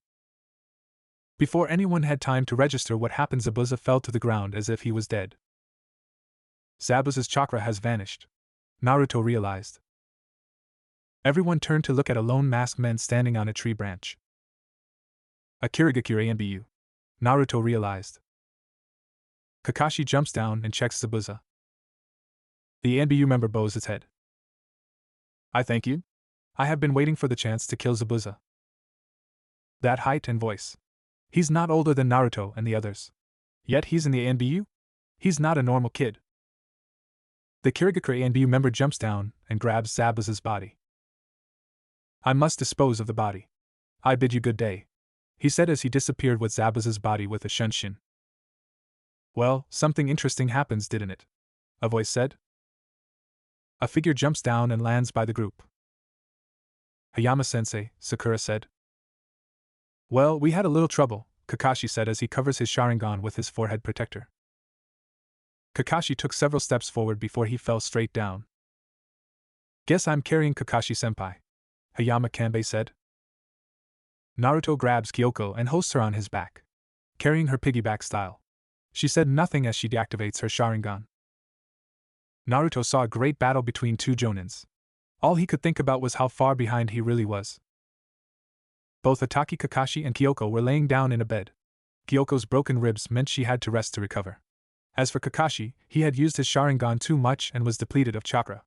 That meant both of them were bed rested. Something Kyoko hated. Naruto was using his chakra to heal Kyoko's body as Byakuya was using his to heal Kakashi's. Team 9 was sitting on the sidelines watching. I must say, senpai, I didn't expect you to get bed rested so soon, Kunabi said. I haven't fought an opponent that good in a long time. Not since my NBU days, Kakashi stated. Senpai, what's on your mind? Just thinking. Something is bothering me like I'm missing something, Kakashi stated. Who was that ANBU? Sakura asks. A hunter nin. A shinobi who specializes in hunting other shinobis. During the reign of the Yandere Mizukage, many of his shinobis went rogue. To find these shinobis, Kirigakure formed a special unit in their ANBU, the hunter nins.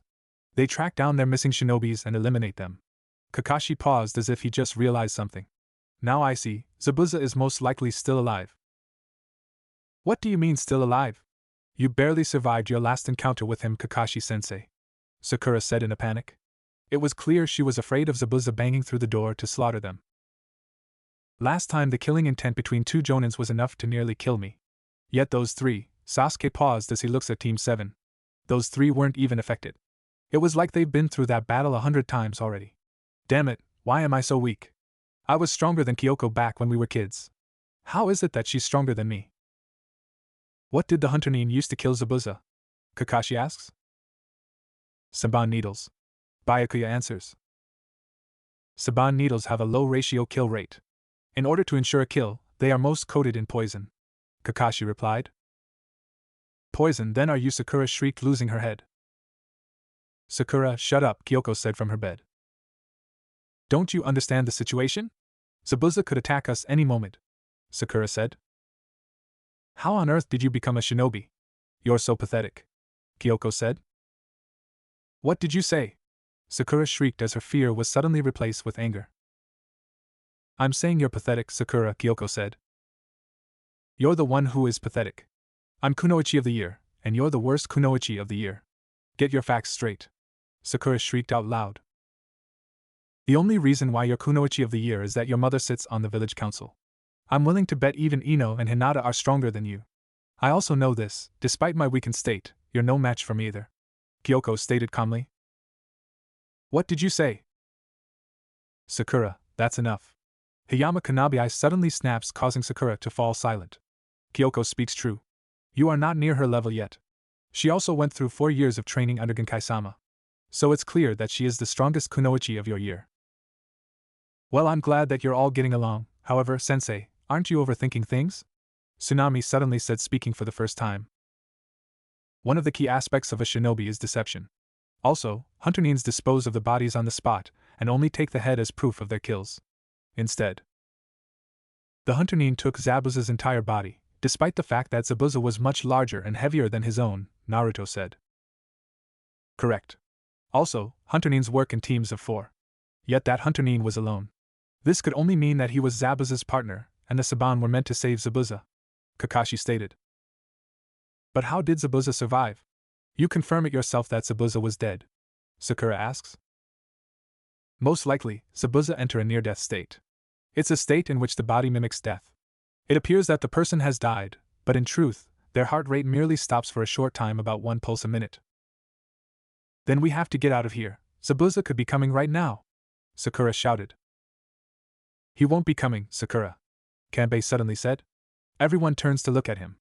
If Zabuza was in a near-death state, then that means his body will need time to recover. Being put in a near-death state makes the muscles of the body numb, and the user can't move around like they want. Meaning he'll be resting somewhere safe. We have a couple of weeks before Zabuza returns. That's the good news. That means to prepare you guys for Zabuza return, we're going to train you guys. Everyone follow me, Kakashi said as he gets up. Only he stumbles backward. You should be resting, sensei, Tsunami said. I have plenty of time to rest. Everyone follow me, Kakashi said. You're just going to die, a little boy's voice suddenly said from the doorway. Everyone turned to see a little boy wearing a fisherman hat. He seemed to have been hiding in the doorway. Inari, when did you get back? Tsunami asks. Inari ran up to his mother and hid behind her leg. Mother, they're just going to die. They can't win against Gato, Inari said. Something in his tone of voice caused Naruto to grow a vein. Kakashi apparently saw this too. Okay, Kanabi, you'll stay with Tazuna while I teach my team and yours something that will be useful to them. What are you going to teach them, senpai? Tree climbing, Kakashi stated simply. Are you sure that's wise? It's a very difficult training for them. I don't think they'll be able to. Against an opponent like Zabuza, the element of surprise will work greatly in their favor. Tree climbing will help them against Zabuza. Kakashi got some stretchers and started walking outside with Team 7 and 9 following him. Nothing was said as they followed Kakashi. Okay, this is a good spot. Now, as you heard earlier, you're going to be tree climbing. Hey, Sensei. How is tree climbing going to help us? We can already jump on trees, Sakura asks. You'll be climbing without using your hands, Kakashi stated. Huh, Sakura said. I really hate her, Kyoko thought to herself. Their time in the academy was short. Back then Sakura was quiet back when they were 6 years old, but now she got an attitude and seemed to be used to pushing things her way. Kyoko remembers hearing the rumors. Sakura's mother, councilwoman Harino Mabuki, forced the Sandaime Hokage to put Uchiha Sasuke on the same team as her daughter. Sakura, it seems, was being groomed to replace her mother on the village council. This, unfortunately, was causing Kyoko and Sakura to get at odds with each other. Well, I should begin, Kakashi said as Sakura and Kyoko began looking at each other. Sparks were flying between their eyes. Sakura hates Kyoko due to the fact that Kyoko is a Uchiha as well as more talented than she is. Kyoko hates Sakura's attitude. Talk about irony. Kakashi thought as he tried to prevent any fights between Team 7 and Team 9. Chakra is essentially for shinobis. It allows the user to use both genjutsu and ninjutsu. It's energy that mixes both spiritual and physical energy into one. However, certain types of training allow you to manipulate chakra throughout your entire body. We're already able to use jutsu, Sasuke began. No, you haven't. All you've been doing at this point is wasting chakra. A shinobi must use chakra wisely. This statement caused Sasuke to grow a vein. Just watch. This is what you're going to be doing, Kakashi stated as he turns to a tree. First I'll gather my chakra correctly to my feet, then Kakashi said as he walks up to the tree. Team 7 pick up the slight flow of chakra within Kakashi chakra. Kakashi sticks his foot to the tree and started climbing. He got to the first branch just by walking upright on the tree. I don't expect you all to walk up the tree right away. Instead, you'll be running. First, gather the chakra you need to stick on the tree, then run up. Best to have a head start. Use your kunai to mark your position and keep track of your progress, Kakashi stated. Everyone pulled out a kunai and began to focus on gathering their chakra. I've done chakra control with Genkai-sensei before. However, that was mostly by mediating and trying to manipulate the flow of chakra in our body. Naruto shook these thoughts out and quickly focused on his chakra flow to his feet. He charges with everyone else to the tree. He took 3 steps before his right foot slipped, and he marks his spot before jumping down. Only 3 steps? Naruto looks at everyone else. Kyoko and Sasuke had gotten the furthest, with Kyoko just beneath Sasuke. Hai and Byakuya were also neck to neck and had nearly reached the first branch. This is easy, Sakura called out. Everyone turned to look at her as he was sitting on the second lowest branch from the tree. Well, everyone's strength is just as I expected, Kakashi stated. That's right, I'm stronger than you, Kyoko, Sakura said in a bragging voice as she sticks her tongue out at Kyoko, who grew irritated at her. No, Sakura, you are not, Kakashi stated.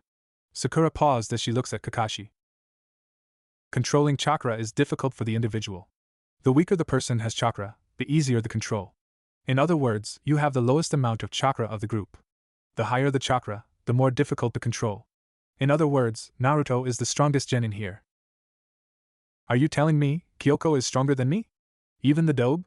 Sasuke thought as he looks at his cousin and at Naruto. Hai and Byakuya both look at each other before looking at their respectable tree marks, while Sakura was fuming at Kyoko. Everyone rest and get back to your positions, and try to aim higher, Kakashi called out. Even with that being said, the truth of the matter is, Naruto has more chakra than all the other genins combined because of the Kyubi no Yoko sealed inside of him. In 10 years, he'll have twice the amount of chakra than the Sandaime Hokage. That is if he is properly trained. Naruto's dream is to become Hokage. Naruto, soon you'll learn just how difficult those words really mean. Kanabi was on the bridge keeping an eye out. You sure about this? Tazuna asks as he moves some equipment around. Don't worry, those kids will be fine under Kakashi-senpai. Senpai, why do you call him that? He's not that much older than you, is he? Tazuna asks. I shouldn't say anything, but I once served under Kakashi in the Konoha ANBU. He was a division captain before he left the ANBU and became a full-time jonin. He is Konoha's elite jonin and considered by many the best we have. Why would someone as great as him babysit some gakis? Tizun asks. Who knows, he's been looking for a genin team for almost 3 years now. Everyone was surprised when he finally took one. Though it's not so surprising seeing how Team 7 is a special case. The trio who were trained by Genkai-sama. No way they would fail. All the Jonins are eager to see their development at the upcoming Chunin exams, and see just what those three, so special. Later that night, everyone was eating.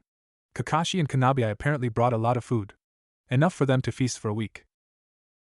So how was training? Kanabi asked as the Genins were eating. Only Sakura was eating light as everyone else was stuffing their faces. The moment Kanabi said that Team 7 and Team 9 lock eyes with each other. I can't wait to defeat that bitch. Shinero. Sakura thought as looks at Kyoko. I can't wait to silence that whore. Kyoko said as she looks at Sakura. I'm going to get stronger. Naruto thought as he looks at Sasuke. I can't let them get stronger. I have to get stronger, strong enough to defeat him. Sasuke thought as he stares at Naruto. Kanabi looks at the 6 Genins staring each other down. Looks like we've got a rivalry going on.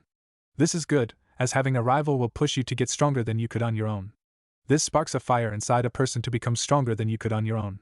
Kakashi-senpai, you're the devil in disguise. By the way, I've been wanting to ask you guys this, but why are you still here even when I lied about the mission? Tizun asks. Not doing right when you know it is right, is a coward's way. There are no weak soldiers under a valiant commander. These are the teachings of the previous Hokages. Kakashi stated. No one said anything as the family looks at Kakashi.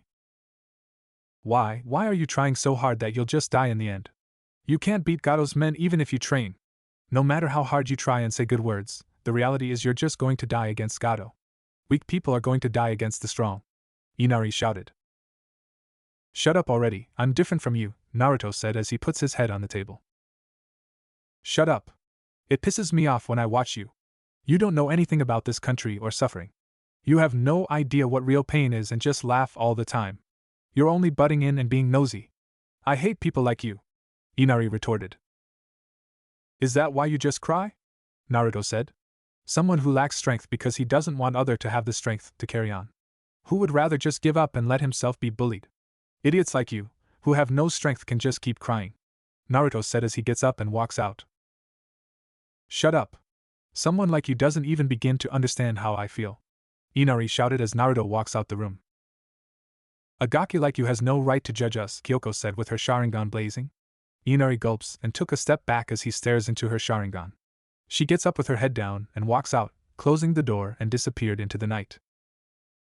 Later that night, Kakashi walked over to a crying Inari who was outside sitting on the porch with his feet dangling over the water beneath him. May I sit with you? Kakashi asks. After sitting down, just starting at the incomplete bridge, Kakashi finally spoke. Naruto didn't say that to you out of spite. He can be very stubborn. It's part of his character. We heard about your father from Tizuna-san. Naruto is more similar to you, due to the fact he had no father when he was young as well. In fact, he grew up parentless. He also grew up friendless. During all that time, I have never seen him sulk or cry. He always pushes himself forward and works hard. That's why he's able to put his life on the life for his dream. Which is to be acknowledged. He's most likely done with crying, as he gets nothing from it. It's why he understands what it means to be strong, just like your father. That girl didn't have to. Kyoko. Kyoko knows your feelings too well. When she was younger, she used to smile and laugh all the time. Until that night happened. What night? Inari asked looking at Kakashi. Her entire family and clan were massacred before her eyes. It left a psychological scar on her. Also, left her nearly emotional dead. Since that night happened, she never laughs again and she lost her smile. She survived, but a part of her died that night as well. She never cried though, Kakashi stated as he looks up at the moon. She tried to be strong and didn't want to show weakness. However, even she's fragile inside. That's why I know, those two know your pain very well. What they're trying to teach you is to move past that pain and don't let it consume you. Kyoko, unlike Sasuke, was present when the massacre started. Her family was cut down before her eyes. However, what isn't known is why Itachi spared her. He merely places her in a genjutsu as he continues to massacre the clan. This caused a drastic change to appear within her as the once happy girl became so cold-hearted. However, even I can see that Naruto is having a powerful impact on her. Kakashi said nothing, knowing his two students were still coping with their own loneliness. He knew from experience, others would help deal with the loss. Naruto and Kyoko soon made a habit of sleeping outside under the trees as they would train relentlessly. Byakuya wasn't pushing himself as hard as they were, nonetheless he was training hard.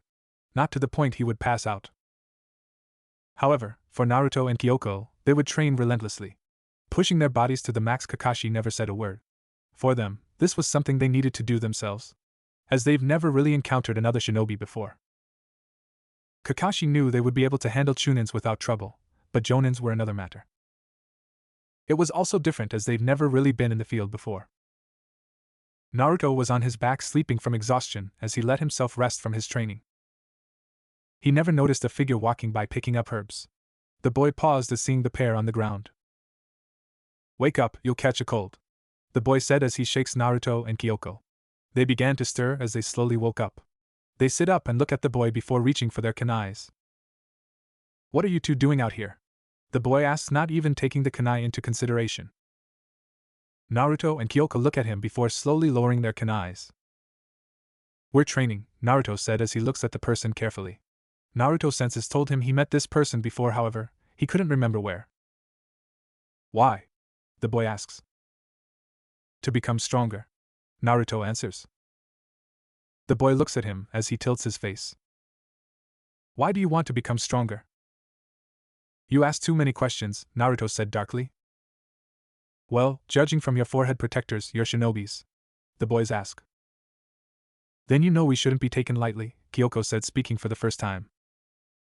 "I know. However, I cannot help but be curious. Why do you train to become strong?" "I want to become Hokage so everyone can recognize my existence," Naruto said truthfully. "What about you?" the boy asked kindly to Kyoko. "I'm looking for answers," she said simply. "I see. Do you know the secret in becoming strong?" the boy said. Naruto and Kyoko look at him, giving him their undivided attention. It was clear they were interested. A person only becomes truly strong if they have someone precious to them they are willing to protect. "Someone precious," Naruto repeated. The boy smiles. "One day you'll understand." In saying that, he stands up and begins to walk away. "I hope the day comes when we can meet again," he said as he walks away. "I get the feeling I've met him before," Naruto mutters. Kyoko said nothing as she gets up. "The tree we climbed at Genkai's place was harder. I can't believe we're having trouble with chakra control," Kyoko said as she picks up her kunai. "It seems by not taking Genkai advice to retrain ourselves with the basics is starting to show its effect," Naruto said as he stands up. He turns and looks at the tree they were using to climb. He managed to get halfway up. It's been 4 years since he did tree climbing, yet he was actually having a hard time. Naruto was also beginning to see other benefits in tree climbing. It improved stamina and actually kept his mind busy. "What are you thinking, Naruto?" Kyoko asks. "I'm thinking that by tonight we'll be able to climb to the top. We need a bigger challenge." Naruto paused as he recalls his early chakra training exercise. Naruto bends down and picks up a green leaf and puts it on his forehead. Using his chakra, he tried to make it stick, only for the leaf to crumble by the chakra he released. "Naruto, that's brilliant. Adding a leaf increases focus training to chakra control. Not many shinobis can do this. They normally have to stop and regroup to come up with a new strategy. If we do this while in the midst of battle, then we can stop the enemy's movements and prevent them from regrouping," Kyoko said. She bends down and picks up a leaf. For a while, the two of them were focusing on controlling their chakra on the leaf. It took Kyoko nearly 10 minutes before she manages to hold the leaf on her forehead. She turns to her tree and starts climbing. Naruto slows his breathing and tries to find his center like Genkai taught him. After nearly a minute of mediating, Naruto was finally able to get his leaf to stay put without it falling off or crumbling. Naruto finally turns his attention to the tree and runs forward, his feet sticking to the tree. Kakashi walks towards the training area to see Naruto and Kyoko running up the trees. It was then he paused as he realized something was different about them. They weren't making it as far as they used to. Kakashi watches patiently as they mark their position before jumping back down. It was then he saw the answer to his question. They were using a leaf on their forehead as they stopped to catch their breath. So they've decided to make their training harder by adding a handicap to themselves. This will be difficult for them. However, it will make them at least 3 times stronger than when they arrived in Wave. In fact, when I get back to Konoha, I should do the same thing. I'm surprised no one has thought of this before. Talk about being creative and becoming stronger. Then again, those two have the motivation to become stronger. Naruto wants to become Hokage while Kyoko is chasing after Itachi. Neither is letting up and thinking of ways to get stronger every day. This creative thinking will make them stronger by the week's end. Alright, you two, take a break. You haven't eaten anything at all since last night, and you've been training all day. I'm willing to bet since the crack of dawn. Come here, I brought a meal, Kakashi said, holding up a pair of bentos in his hands. Naruto and Kyoko were panting and fell on the ground instead. Did they overdid it? Kakashi says nothing more but walks forward as their leaf falls from their foreheads. They were sweating heavily that their forehead protectors untie themselves and fall on the ground in front of them. Kakashi says nothing as he hands them their lunch. They took it and open it up. Grilled fish and rice. They look up at Kakashi with raised eyebrow. Given how much limited our resources are in the area, you're going to have to accept what we have. You can't afford to be picky, Kakashi said. They said nothing more as they ate their food in silence. The days passed and none of the genins trained harder than Naruto and Kyoko. With the bridge nearly complete, Naruto and Kyoko were resting due to the fact that was exhausted from all the training exercise they've been doing. Nothing we can do. Those two have been pushing themselves past their limits. They need the rest. The rest of us will head to the bridge, Kakashi said as he leads Team 7 and Team 9 to the bridge. Naruto woke up to the sound of the door downstairs being busted open. He bolts up and quickly gets his things. He put on his shirt as he rushed down the stairs to see Inari crying. Naruto looks through the broken door to see two men with swords dragging a tied tsunami across the docks. Naruto didn't even hesitate. He pulls a kunai to his left and 4 shurikens in his fight. He charges forward and cuts the rope that tied Tsunami to her captures. Naruto spins around and flicks his shurikens into one of the samurais. He brings his sword up to block them, managing to block one, but the others pierce through his chest as he coughs out blood before falling to the ground dead. Team, who do you think you are? The thug shouted as he unsheathes his sword. Naruto brings out his tanto and blocks the blow meant for him. He deflects blow after blow before kicking the thug in the stomach, causing him to stumble backward. The thug grins his teeth as he holds his sword up to him. Never fought a shinobi before? Naruto said in amusement. The thug didn't respond. He merely grins his teeth. Let me give you some advice. Never turn your back to one, Naruto said as he spots Kyoko releasing some shurikens towards the thug. No way I'm going to fall for that, he said as the shurikens pierce him in the back, causing him to cough out blood before falling down on the ground. Return to your house and stay there. The enemy is making their move today. That means they're going to attack the bridge, Naruto said as he takes off. Kyoko runs up beside him. The enemy is making their move. That means the bridge is going to get it, she said. I know. I'll move in first. You stick to the shadows and wait for your opening. If we both attack, we just be wasting time and energy, Naruto said as he leaps on the tree and quickly makes his way to the bridge. Sasuke-kun! Sakura screamed as she watches the masked shinobi literally tear apart Sasuke like he was nothing. The attack ended as Sasuke falls to his knees with blood splattering all over him. Sasuke-kun, don't lose to a guy like that, Sakura shouted. Sakura, don't encourage him, Kakashi shouted. Sakura looks at Kakashi in surprise. That boy is far stronger than Sasuke. Also, unlike any genins here, that boy has what it takes to carry out his mission. What do you mean, sensei? Sakura asks. That boy has what it to complete the hardest part of being a shinobi. To kill another.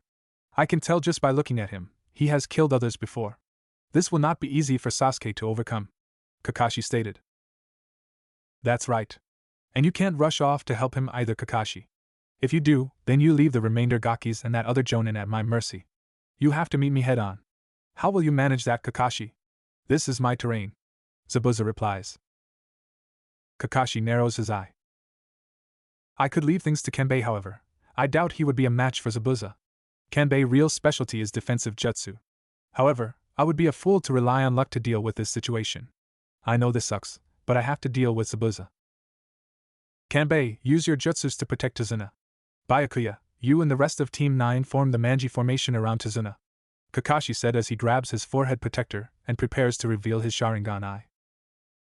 Zabuza narrows his eyes and shunshins immediately towards Kakashi. Unraveling a kunai from his back pouch and thrust it forward, Kakashi saw it at the last second, brings his right hand to let the kunai impale his palm. The same trick again. Is the Sharingan the only thing you rely on, Hatake Kakashi? Or would you prefer copy ninja? Zabuza said. Kakashi moves to the left, allowing Zabuza to lunge forward. Spinning around, Kakashi gives Zabuza a swift kick in the gut, causing him to slide backward. Kakashi removes the kunai from his hand as he stands up straight. Zabuza, you're the first opponent to see my Sharingan a second time. Also, you're going to learn firsthand why I'm the top shinobi in Konoha. You're going to realize, Kakashi said as he unravels his Sharingan. I'm not that easy to take down, and I'm the last opponent you want as your enemy. I know about the Sharingan, Kakashi, Zabuza stated. I had Haku watch and study our battle to a great extent. He does have good analyzing skills. So I know, Hatake Kakashi. You cannot see into the future, and you can't read my mind. Also, you merely copy jutsu by copying the movements of your opponents. So if you can't see, you can't copy, Zabuza stated. Haku came out of his ice and stood before Sasuke. Sakura was looking worried. She grabs a kunai, launches it at Haku. Zabuza didn't even bother to stop it. He had an amusing look in his eye as the kunai sailed past him. Sasuke-kun! Sakura shouted. Haku suddenly grabs the kunai as it was about to impale him. Sakura looked shocked and was in disbelief at what she saw. Haku didn't even look to grab the kunai. Haku flips the kunai in his hands as he prepared to strike Sasuke with it. Haku's hand was hit by a shuriken, causing the kunai to fly out of his hand. Haku turns at the direction of the shuriken only for a swift knee in the face to hit him in full force, causing him to fly backward and crash hard onto the ground. You're looking worse for wear, Sasuke, Naruto said as he stood before Sasuke. Naruto, Sasuke said. He struggles to stand up but was having trouble. Naruto offers his hand and Sasuke looked at Naruto before his gives a TCH and slaps Naruto's hand away. I don't need your help, Sasuke said as he slowly gets back to his feet. That Gaki, Zabuza said looking back at the commotion. Zabuza narrows his eyes. He's the Gaki who saw through my tactic earlier. Perhaps I should eliminate him. Zabuza grabs his Kubikaribocho and was prepared to strike Naruto down until he heard a sudden movement behind him. Without turning his head, he looks back to see Kakashi standing there. Damn him. I can't attack that Gaki without Kakashi getting in the way. If I attempt to attack that Gaki, Kakashi will charge at me. Judging by his Shunshin abilities, he will be able to overrun me even if I used Shunshin. Zabuza looks at Haku, who got back to his feet. You're pathetic, Haku, letting a Gaki like that get the best of you. Where is the girl? Zabuza asks. Naruto, where is Kyoko? Kakashi called out. She stayed behind to protect Tsunami and Inari, Naruto said. Zabuza narrows his eyes. He reaches into his back pocket and pulls out some shurikens. Do you think you can fool me? Zabuza said, throwing his shurikens at the bridge wall. Before the shurikens could hit the wall, a figure jumps out the way and lands near Haku's ice mirrors. Genjutsu. Pretty good level for a Gaki your age. I almost didn't detect it. However, in the mist, everything becomes clear to me. Also, it's hard for Genjutsu to manifest inside the Kirigakyu no Jutsu. Hidden mist technique, Zabuza stated. Kyoko stands up and pulls out a kunai. She stood before Zabuza without showing an ounce of fear inside of her. So much for that plan, Kyoko said as she looks at Zabuza. It wasn't a bad plan. However, before the Kirigakyu no Jutsu, hidden mist technique, Genjutsus cannot take effect. Kyoko, help Naruto and Sasuke. Leave Zabuza to me, Kakashi said as his Sharingan begins to shine through the mist. Kyoko said nothing as she takes off towards the mirrors while forming hand seals. Haku was beginning to stand up. Katon, Gokakyu no Jutsu. Fire style. Great fireball technique, Kyoko said as she releases a fireball from her mouth as it heads towards the ice. The ice took the fireball for several seconds before Kyoko ended it. She looks in amazement as the ice didn't even have a crack on it. It still looked brand new. Kyoko! That Hayaton is a Kekii Genkai that combines water and wind. A Katon Jutsu of that caliber will not be enough to bring it down, Kakashi shouted. He's right. My Kekii Genkai allows the combination of water and wind to combine and make ice. At your levels, you'll never be able to reach me, Haku stated as he walks forward and merges with his ice. His reflections soon appear in the mirror before he quickly disappeared. Sasuke screams as Saban enters his back before he falls on the ground. Sasuke was on the ground twitching as he tried to get back up. This is my true speed. Can you keep up? Haku said as he launches more senbons. Naruto slows his breathing and closes his eyes. Like a radar, he could see where all the senbons were coming from. Also, it was slow but he could see the pathway Haku was using to jump between the mirrors. I can see. Haku looks up to see a fireball heading towards him. He turns and looks at Kyoko looking at him. Haku flips and dodges the fireball before landing back into the safety of the mirrors. She was able to track my movements with my speed. Impossible, Haku thought as he studies Kyoko. He then takes a step back inside his mirror at what he saw. Red eyes with 2 Tomo. Sharingan. Now I see. She's a Kekkai Genkai wielder as well. The Sharingan can track their opponent's movements. Meaning the longer this battle goes, the worse it will get for me. This jutsu consumes a lot of chakra. The odds of winning are slim against the Sharingan. That means to win, I have to target him, Haku thought as he turns to Naruto. Haku leaps out of his mirror and charges at Naruto. Naruto's senses were on high alert. He suddenly detected movement heading straight for him. Naruto leaps to the side and forms some seals before releasing a fireball from his mouth just as Haku was attempting to fly back into the mirror. Haku saw the fireball coming at him, averts his course and dodges the fireball only to look up to see another fireball heading for him. This one was sent by Kyoko that was heading straight for Haku's path. Haku flips in the air to avoid it, though a small piece of the fireball manages to graze his pants. He responds by flicking a Senbon to Kyoko. Kyoko moved out the way just in time as the Senbon hits the ground. Haku enters his upper mirror and took the time to assess the situation. Those two have excellent teamwork. That boy, he was able to dodge my attack perfectly and throw a counter-attack just as quick, aiming for my path at once. There is no mistaking it.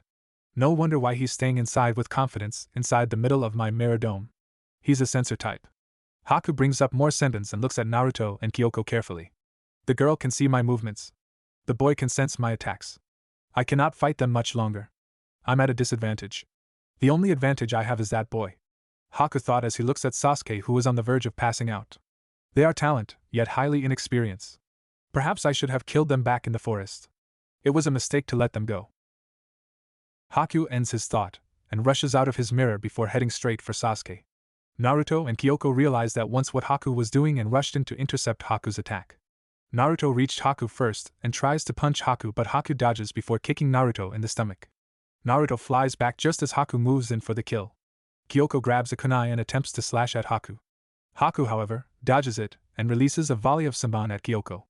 Kyoko attempts to dodge, but 2 Senbon enters her neck and she falls down to the ground with her eyes closed. Haku quickly retreats back into his mirror. She fought worthy to be a shinobi. Now, to deal with Haku thought, but was interrupted by the sudden burst of chakra that erupted. He turns his attention to Naruto, where dangerous dark crimson chakra started to surround his body. His face started to turn feral and more canine. Naruto's white hair started to move back and forth as if a powerful gust of wind was blowing. His blue eyes turned red with black slits. Who is this boy? This chakra doesn't feel normal at all. He has a huge thirst for blood. It's almost as if this chakra has a mind of its own. This is not the same boy I faced just moments ago. Kakashi and Zabuza sensed the growing chakra. Zabuza was left pondering about whose chakra it was, while Kakashi looked a bit worried as he looked in Naruto's direction. Naruto charged forward with amazing speed, heading straight for Haku. Haku had no choice but to quickly jump to another mirror to avoid the impact. Naruto's fist collides with the ice, shattering it to pieces. Haku looks up from above. His strength has improved. So has his speed. In that case, let's try this, Haku thought as he spread clones throughout his mirrors. They all fired senbons at Naruto as they pierce him in the back. Naruto let out a cry before he thrust his arms up and lets out a powerful shockwave of chakra, throwing the senbons off of him. The echoing blast of chakra was enough to dispel Haku's clones before revealing Haku himself. Haku was covering his face from the chakra that was being released before he looks up to see Naruto charging at him. Haku realized he couldn't dodge in time as Naruto's fist collide with the ice mirror and shatters it. Haku remains in the mirror until Naruto slowly comes to the ground before he jumps out with a kunai he had collected from earlier and prepares to impale Naruto with it. He leaps out and was about to put the blade in the back of Naruto's head when suddenly, red chakra appeared and prevented the kunai from sinking into the back of Naruto's head. Impossible! The red chakra is protecting him. Like some coated armor. Naruto lands on the ground and spins around. This is bad, I have to retreat, Haku realized as he tried to return to his mirrors. Naruto hand shot out and grasped his wrist, nearly breaking it, causing Haku to drop the kunai. Haku realized he couldn't escape and the battle wasn't going as he expected. He forms a one-hand ram seal and hopes to use his chakra to shield and press from the violent red chakra that was mere inches from him. Naruto lets out another cry and red chakra erupted in the dome like a tidal wave in Haku's face. Haku knew if Naruto wasn't holding onto him he would be flying back from the sheer power of the chakra. It's no good, I cannot hold back his power. Naruto lets out a demonic growl and gathers chakra into his right fist and smashes it into Haku's face. Haku's ANBU mask managed to absorb most of the impact. Nonetheless, he was launched in the air through his own ice mirror before sailing backward. Kakashi was forming hand seals, preparing for his signature technique, and prepared to kill Zabuza.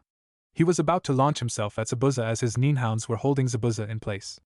Kakashi suddenly picked up something and he looks to his left just as Haku was launched into him. Kakashi ends his jutsu to grab the boy but was skid back as a result. What a punch!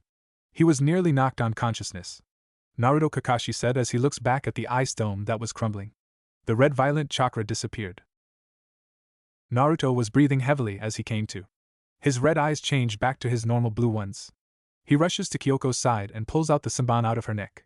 He quickly checks her pulse before placing his head over her heart. Thump. It was faint, but it was there. It's possible she entered a near-death state and couldn't move her body like Zabuza couldn't. Naruto picks her up and carries her on his back towards Kakashi. He prayed Kakashi-sensei finished his fight. From the senses of it, Kakashi had the upper hand. Naruto stops walking when he realized they weren't alone in the mist. He turns around just as the sound of a cane striking the ground could be heard.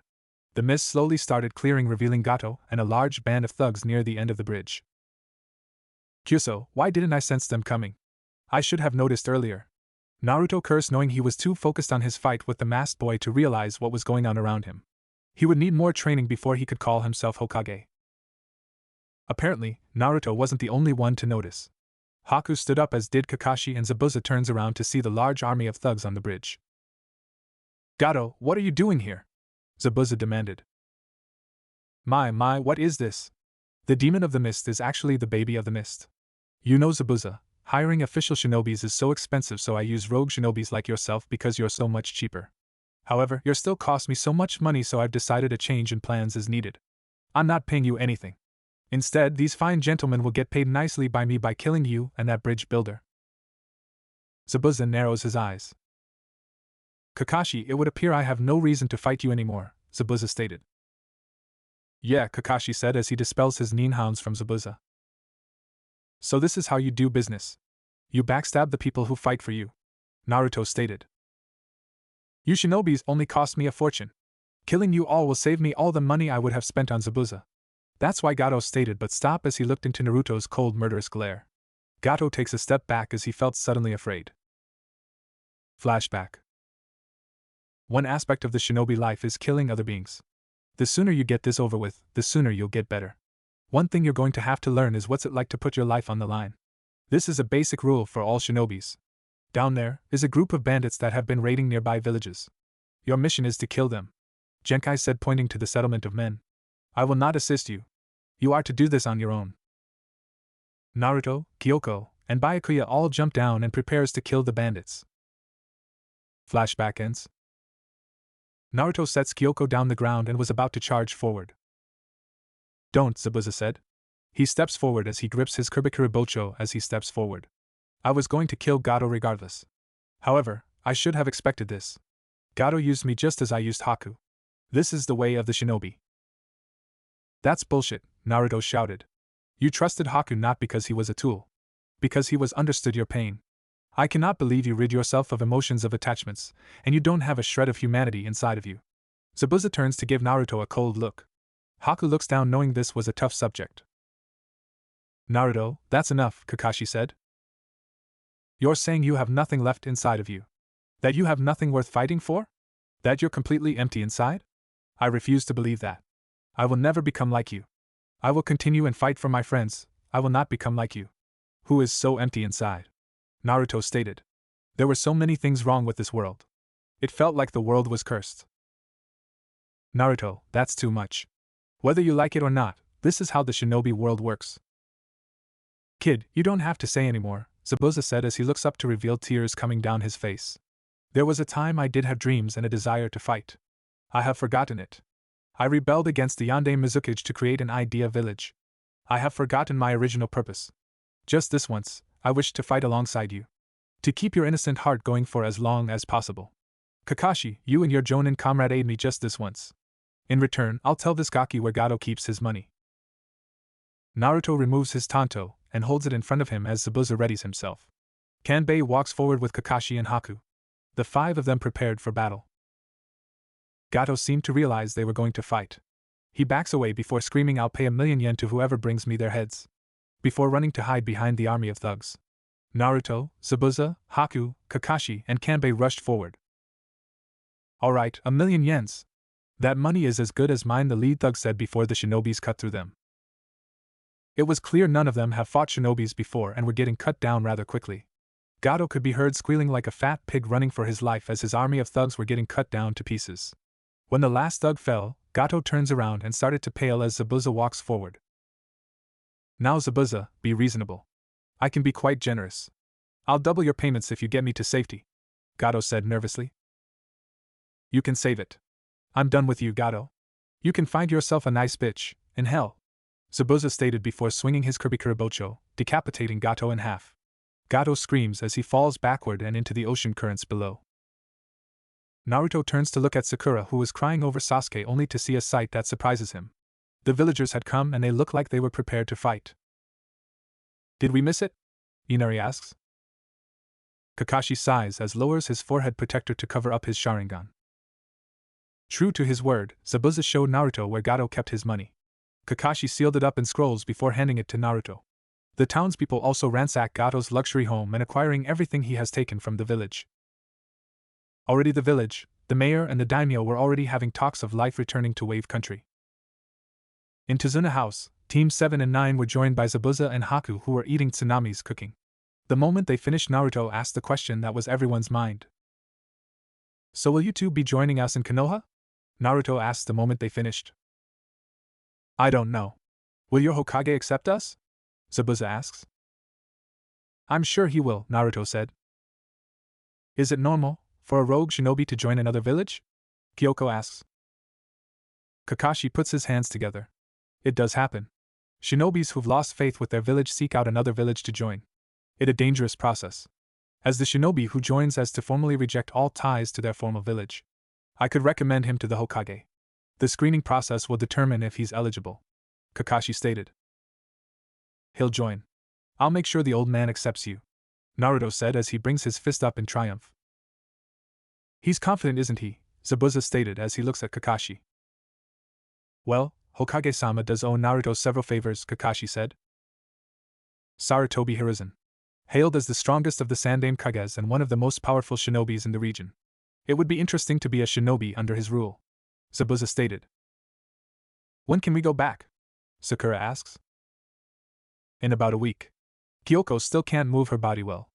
Also, our mission is to stay here until the completion of the bridge," Kakashi stated. "It will be sad to see you go. You've been a super help to the village. I don't know how to thank you enough," Tazuna said. "We must return. The mission is nearly complete and Hokage-sama will be expecting a report," Kakashi stated. "Second chances don't come often. So I'm not going to mess this one up," Zabuza stated. "If you follow the will of fire, then you will see things improve for yourselves," Kakashi stated. Nothing else was said as everyone thought of returning to Konoha. The return to Konoha was uneventful. Kakashi spends most of his time reading his little orange book while giving out giggles every now and then. Though it was obvious he was trying to have some self-control. Naruto, Kyoko, and Byakuya were all staring at their sensei as if he had another head with the question of what he was reading. The one time they did attempt to buy the book to see what it contained, the store owner kicked them out for even attempting to look at the book. Something about the book meant for people who were 18 years and older. Not meant for young eyes. Judging by the way the woman reacted to that book, they were wholeheartedly disgusted by it while some of the men seemed to enjoy it. Zabuza and Haku walked with the group. For Zabuza, he was carrying his Zanbunto Kubikiribocho on his back while Haku was walking with a backpack on his back. Haku was for the most part very quiet. Team 9, however, well, Sakura, for the most part, was walking beside Sasuke, but also in a way that if Haku and Zabuza should attack, Sasuke would be in the best position to defend her if they decide to turn on them.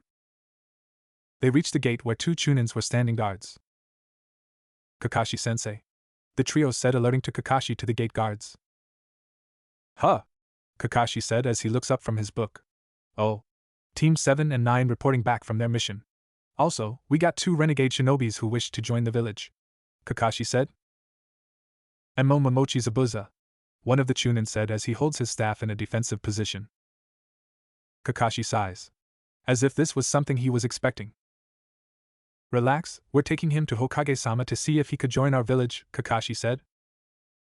Kakashi-san, are you sure that is wise? The Chunin asks. Well, a lot happened on our mission. Hokage-sama will understand, Kakashi stated. I can't just let a rogue shinobi like Momochi Zabuza walking around in our village. I'm sorry, but he needs to be escorted by Anbu, the guard said. That's understandable. He's not here to cause trouble, Kakashi said. The Chunin nods his head and pulls out a whistle and blows. A light sound almost like a bird call could be heard. It took only a second for Anbu to appear. A group of 3 males with 1 female with purple hair appeared, their face hidden by their masks. Momochi Zabuza, one of the Anbu said. Zabuza is here to speak to Hokage-sama about joining our village. He's here under Hospitium rights, Kakashi said. Understood. We'll honor the rights. However, Momochi Zabuza, should you threaten Hokage-sama or threaten the village, we will cut you down immediately, the lead Anbu said, wearing green and red markings on his mask. You can cut the tough guy act. It doesn't work on me. If I was going to do something against your village, you wouldn't see me coming, Zabuza said. The Anbu looks at Zabuza, who glares back with his eyes narrowed. Well, that sums it up. We'll be heading to Hokage-sama to turn in our mission report, Kakashi said, as if this was the outcome he was expecting. The Anbu said nothing as they turned to look at Naruto carefully. They soon disappeared before anyone could blink. They're fast, Naruto realized as he realized the Anbu were gone. He then puts his hands into a half-ram seal to search for them. They're good. I can't sense their presence any longer. Yet I know they're nearby. I can't believe they're able to evade my sensory skills. Perhaps I should look into subtlety skills as well. It's damn useful. Naruto bows his head as he puts his head down. Genkai said I was at a Chunin level when I left her training. However, I am still far behind.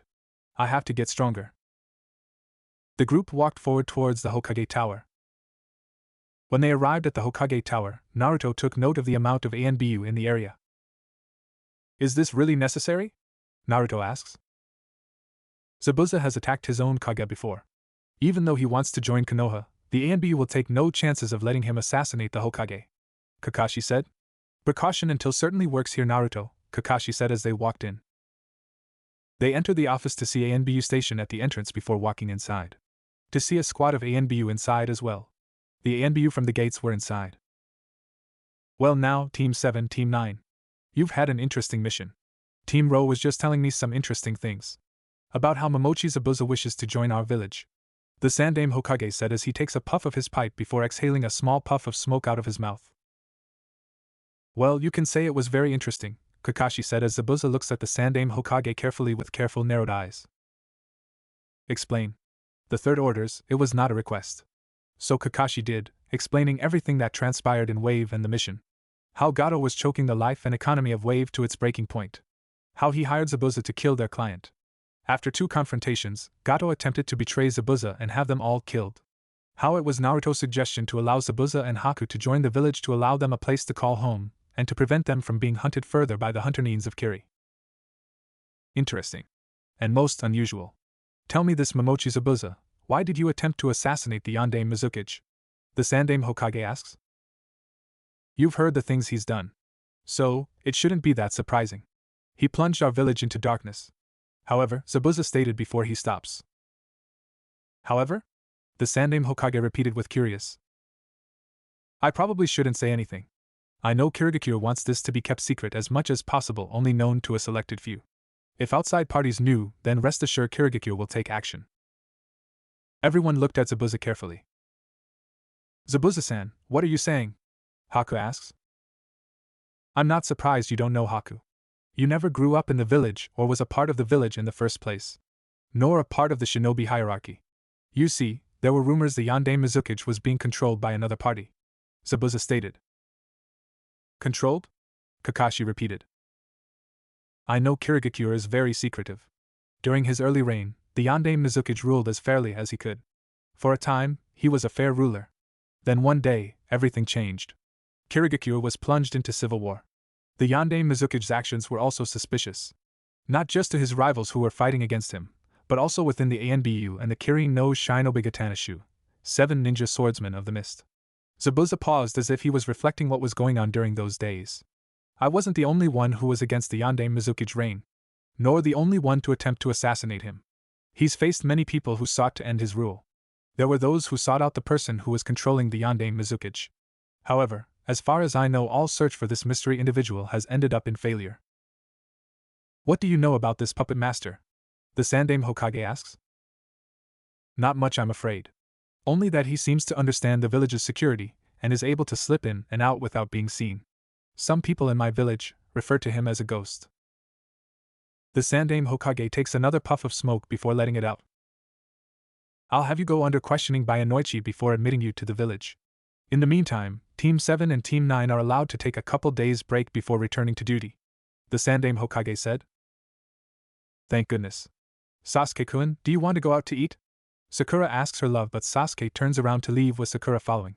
Hai turns around as if he was annoyed once more by Sakura's attempts at seducing her crush. Hai quickly leaves himself. Kakashi-sensei, are there ways we can train to become stronger? Naruto asks. Kyoko was also looking at Kakashi with a somewhat interested look in her eyes. Kakashi sighs as he looks at his students. They had a couple days to rest, and the first thing they wanted to do was training. Kakashi half wondered if he was being punished for his laziness. Alright, I'll have you do some laps. Laps? Naruto repeated. This time with weights. You guys need to become faster. You have amazing skills, but you won't grow just by doing basic training. Doing weights as you train will make you stronger and faster, Kakashi said. I'll train them for a bit if you want. Besides, I'm going to teach them certain of my trademarks for saving me. It's the least I can do, Zabuza stated. If things go well, Zabuza will meet you guys tomorrow at Training Ground 7. 6 o'clock, Kakashi said. His students look at him with careful eyes. What? Kakashi asked. Sensei, it's your duty to show Zabuza around the village, Kyoko said. You also cannot be late, Sensei, Naruto added. Huh, Kakashi said as he realized what he was getting himself into. The next day, Naruto and Kyoko were waiting at Training Ground 7. Byakuya went home to his clan's home to undergo his own training. Yo! Kakashi said as he walks forward carrying a bag. Zabuza was walking with Kakashi along with another shinobi who was wearing a bowl-cut hairstyle and a green jumpsuit with orange legging on each leg. Hello, students of my eternal rival. I am the Blue Beast of Konoha. Meito Guy. He said as he stood at a nice guy pose with a thumb up with a large smile as his teeth seemed to shine in glory. Kakashi gives a long sigh as Naruto and Kyoko could have sworn a sunset with ocean waves appeared behind Guy. They rubbed their eyes to make sure it wasn't a genjutsu. It was still there for a strange reason. Naruto and Kyoko brought their hands up and said Kai to release the genjutsu, yet it still remains there. Kakashi gives another long sigh as turns his fellow jonin. Guy, I'm here to train them, Kakashi said. Really? Then I have the perfect gifts for them to help them train, Guy said as he reaches back into his back pouch and pulls out 2 green jumpsuits. Your own personal training suit. Flexible and easy to wear. You'll see a guaranteed improvement, Guy said. He's joking, right? Zabuza said, turning to Kakashi. I wish he was, Kakashi said in defeat. You don't like my gifts? Guy said, staring at Naruto and Kyoko, who stared back as if Guy was insane. Guy, this is a training session. Can't you let me train them? Kakashi half begged. Training is for the springtime of youth, Guy shouted at the top of his voice. He then reaches into his back pouch again and pulls out a pair of leg weights. This will allow you to become stronger and faster, Guy said. Weights? Zabuza said. He's a bit of a fanatic when it comes to physical training, Kakashi explains to Zabuza. Naruto and Kyoko put on the weights knowing it would increase their stamina and create resistance in their movements. Alright, time for training. The best way to train is to return to basics. Learning advanced technique will not always save you. However, in this case, you will be returning to basics while wearing chest weights and leg weights. This will improve your physical training. While for chakra training, you two are to run with a leaf on your forehead, Kakashi said as he places a leaf on their forehead. Want to explain why such handicaps? Zabuza asked. You know as well as I do, Zabuza, not many shinobis have the capability of focusing and channeling their chakras in the middle of battle. In most cases, shinobis have to fall back and regroup to gather their chakra. This type of training may seem hard in advance for them, but I know they can pull it off. Kakashi said. Zabuza said nothing as he sits down to watch. Naruto and Kyoko immediately put on the weights before taking off running. They continued to run laps at a much slower pace than what they were used to. After their 30th lap, they stopped to breathe and catch their breath. Both of them were sweating and exhausted. Alright, you can take a 5-minute break. Afterward, I'm going to teach you kids some stealth techniques. These are techniques I have perfected over the years, and with practice, you should be just as good. Zabuza. Hey Zabuza, Naruto said as he turns to Zabuza for something that bugged him. What is it? Zabuza asked. What did the old man make you do in return for staying in the village? Naruto asks.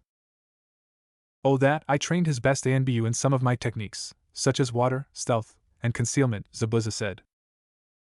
Naruto nods his head and gets ready to begin his training lesson. A couple days later, Team 7 was in the mission room where Hokage-sama was sitting. Trouble with bandits near our western borders? Kakashi said. He picks up the map and mission request and reads carefully. That's correct. Villagers have been coming into our village telling me of how their villages are force protection fees. Yet there are disturbing reports about these bandits' motives. Why a team of genins? Shouldn't a team of jonins or chunins handle this? Kakashi asked. I would send chunins or at least a jonin to this situation if I had any to spare. Many of them are out on missions and I can't send them to this area without putting their own missions at risk. I would send Zabuza, but his reputation wouldn't be best for the situation. Besides, he's training your own team right now. That leaves you, Kakashi, the third said. Understood. Leave with haste, Kakashi. The clock is against us here, the third said. Kakashi nods his head. Team 7 turns and prepares to head towards the western borders. Team 7 walked out the west gate and headed west towards the borders. Things were pretty mellow on the way to the village. As Kakashi explains, it was important to find out what the bandits wanted and where they come from. The villagers would have information without even realizing it. As they were most likely going to be fighting bandits with the possibility of fighting some shinobis, they came prepared, bringing with them a large number of shurikens and kunais. With the village getting in sight, Team 7 was getting ready to get some rest. That was until Kakashi suddenly stops, causing his students to stop as well. They looked at him and Kakashi looked very serious. Kakashi sniffs the air, and he narrows his only visible eye. There are dead bodies up ahead, Kakashi suddenly said. Team 7 looks at Kakashi as if wondering how he could be so sure. Naruto closes his eyes and focuses on his sensing skills. There was no one in the village. There was no indication of chakra inside the village. Kakashi rushes forward to check the village. Team 7 follows behind, trying to keep up with Kakashi's speed. When Team 7 reached the edge of the village, they stopped at a sickening sight. Villagers lay dead all around the streets, and inside their homes and shops. The men were cut apart, and children showed signs of being mauled. Crows were pecking at their bodies. The worst was the women. The women in the village, from teenagers to adults, showed signs of being raped and ravished. Many of them were naked. Few had clothes on, but it seemed all the women received the same treatment. It appeared that during their rapes they impaled them with swords before doing the same with another woman. Kyoko stares at the scene in front of her. The dead filling the streets reminded her too much of the Uchiha clan massacre. The bodies inside the homes and shops were too much to bear. The difference was, Itachi had been more merciful. He didn't violate their bodies in any way. He just killed his clan. It was unlike the current scene of the violated women who lay dead before them. Kakashi stops and inspects the body carefully. They've been dead for over a day, Kakashi said. We have to bury them, Kakashi said to his team. Team 7 nods their head but tried to hold their stomach. They all felt the urge to vomit at the sight of the countless dead. Naruto created a couple dozen Kage Bunshins as they began to work with carrying the bodies where some of his clones began to dig graves. Naruto sat on top of the roof observing the work. He honestly couldn't believe people would do that to other people. He thought he had it tough, but he's never been violated before. Naruto closes his eyes and tries to sense his area. He could sense the wind blowing and a sudden feel of chakra to the east. In Konoha's mountain inside a cave. Judging by their chakras, he had no doubt these were the bandits that attacked the village. Naruto gets up and takes off, heading towards the bandits' hideouts. Kakashi summons his Niken, and they all gathered around him. Kakashi, it's been a while since you summoned us? Not since your fight with Zabuza. Want to tell me what is going on? Pakken stated. Well, I'm sure with your noses that you can already tell what happened here and why I need you.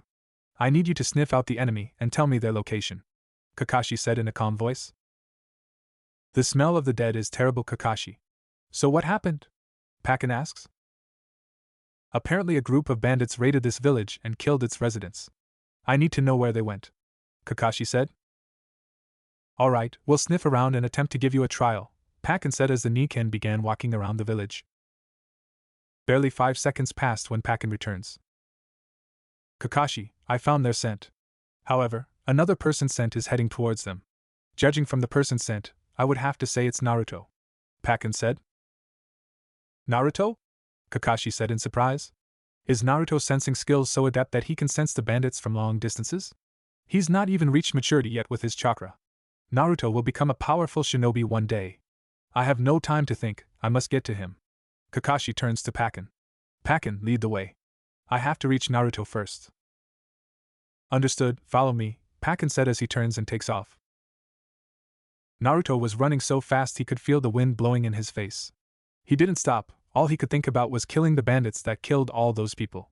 The images of the dead filled Naruto's eyes. Naruto got close and drew his tanto. He could see a large number of them gathering in the cave around a fire. They all seemed to be in good spirits and were drinking sake. Many were cheering and laughing as they were starting to become too drunk to stand straight. Naruto holds his tanto in front of him and running at full speed shoves the blade into the closest bandit within his reach. The blade sank into his flesh with ease. Naruto lands on top of the now dead body. Who is that? One of the bandits shouted as everyone turns to the commotion. Naruto stands up and withdraws his blade. He looks at them carefully. It's just a kid. I thought we killed all of them. Seems we missed one, another said with a smug look on his face. They started pulling out weapons but many were too drunk to stand properly. Naruto moved in on the attack. He cuts through the bandits and started moving like a blur. It was clear most of these bandits never fought a shinobi before. Or at the very least, didn't know how to use chakra.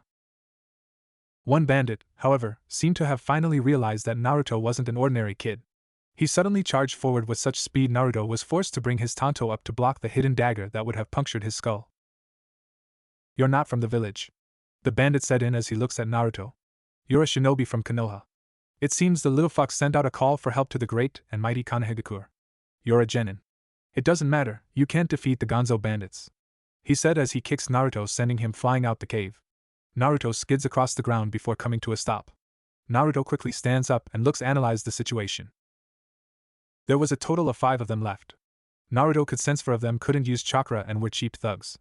The one in the middle who was calmly walking out and pulls out a sword from his back steps forward. Naruto narrows his eyes as he looks at him. There was no mistaking it. This guy was a former shinobi. I'm surprised a genin like you are as talented as you are. You're fast for your age, however, you're not fast enough. I fought in the 3rd Great Shinobi War. I was a former jonin of Iwagakure. You're out of your league, kid. Though you can't be here alone. I take it your team is back in the village and you came alone because your anger got the best of you. It doesn't matter, he said before he disappears. Naruto eyes open wide as the nuke slices him through his torso. The guy had a grin on his face knowing believing he killed the genin. That was when a puff of smoke appeared revealing a log. His eyes open wide and he quickly looks around him for Naruto. Naruto was high above and quickly pulls out his shurikens and launches them at the remaining bandits. They never saw the incoming projectiles and quickly fell before the unseen shurikens. Naruto raises his blade and swings, hoping to hit the nuke but as he swung, the nuke vanished and reappeared behind Naruto. So predictable, he said as he shoves his sword through Naruto's heart. Naruto disappeared in a puff of smoke. Kage Banshin, he said just as a blade enters his chest and pokes out. The nuke eyes were open wide as he turns back to Naruto. Gonzo will kill you for this, he said as Naruto places his hand on the blade and cuts through his chest. Naruto stood over his now corpse, not even caring that his opponent's blood had splattered itself all over him. It even got in his hair, and it slowly drips down. Naruto was going to need a bath. Naruto turns to walk away but suddenly his senses went on high alert. Naruto turns and brings his blade up to block a punch. The sound of metal hitting metal echoed in the area.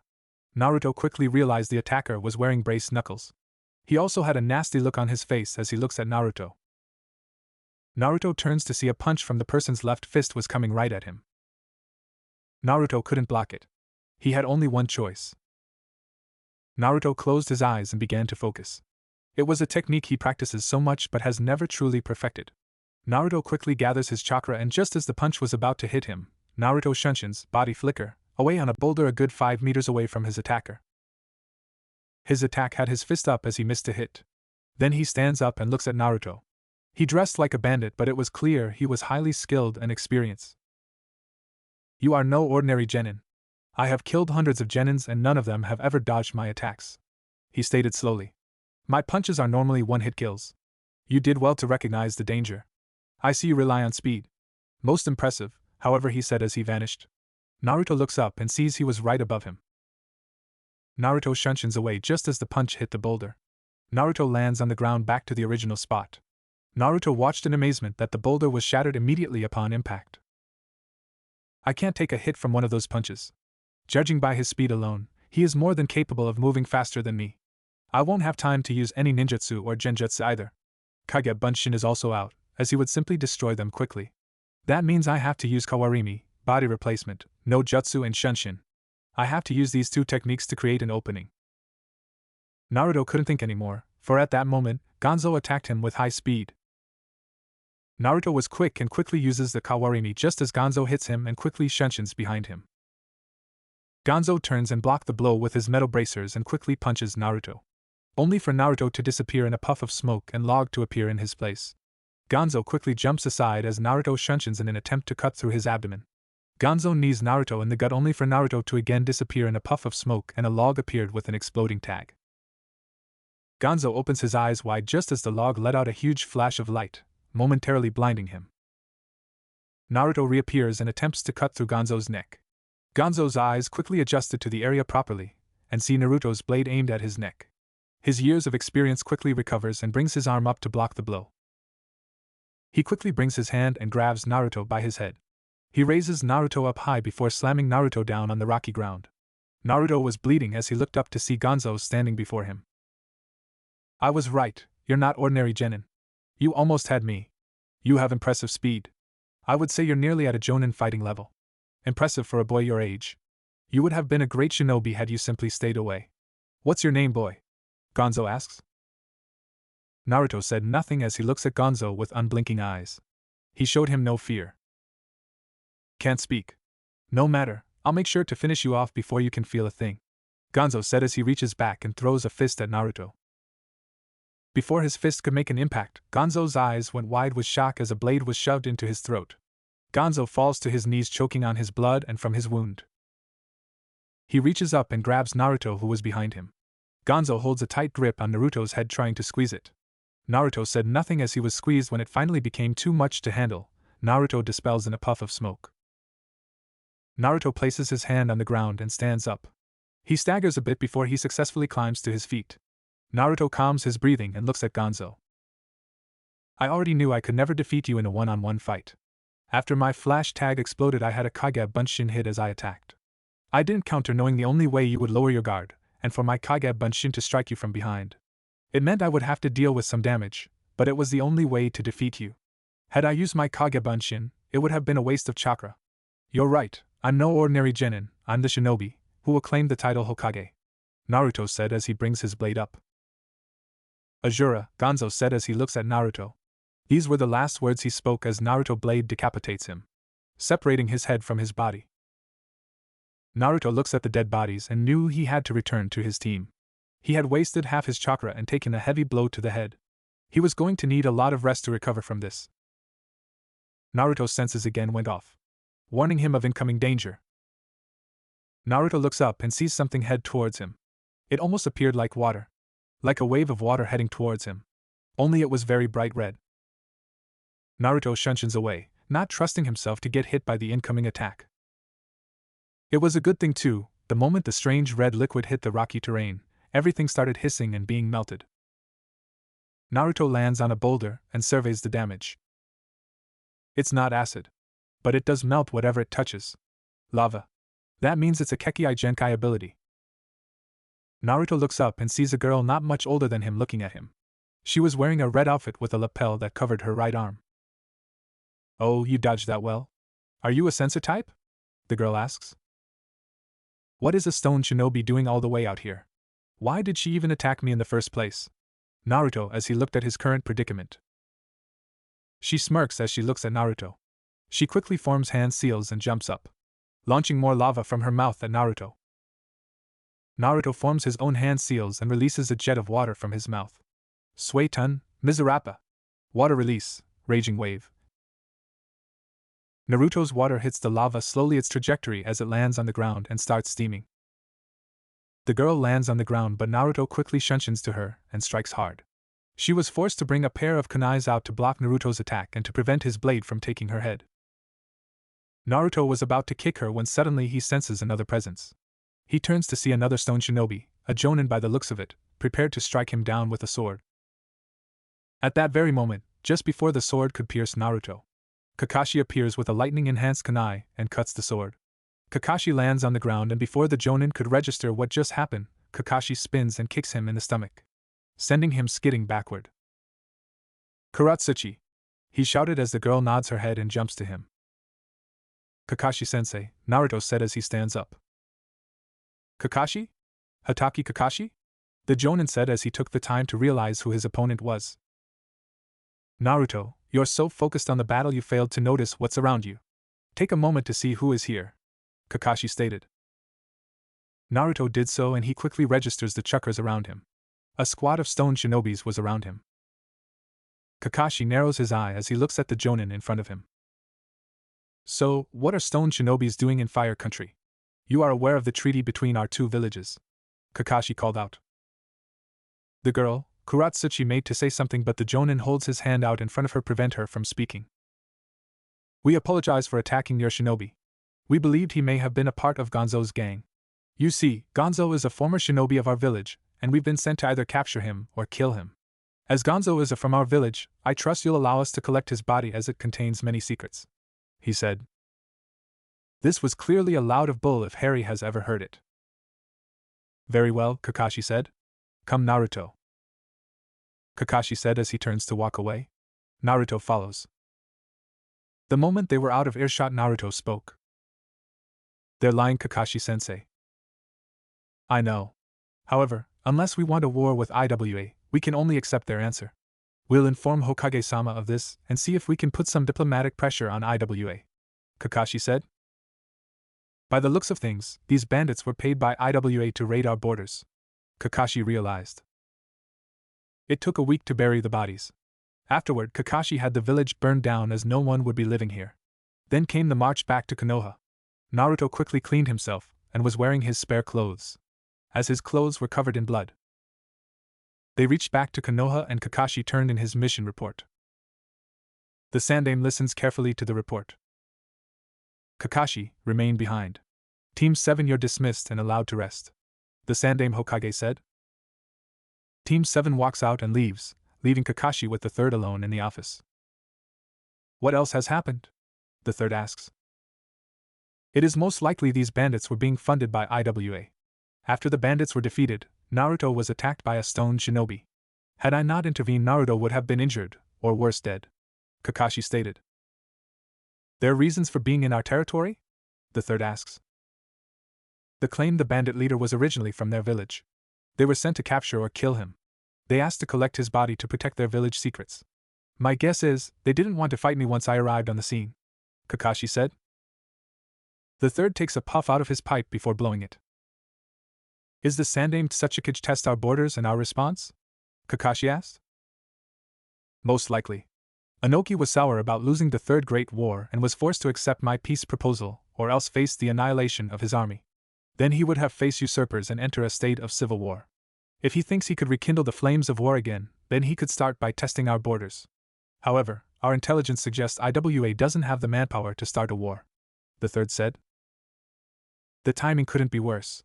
The Chunin exams are upon us, Kakashi said. I know. We also face the Military Disarmament Act. We do not have the men to repel an attack if IWA decides to restart the war.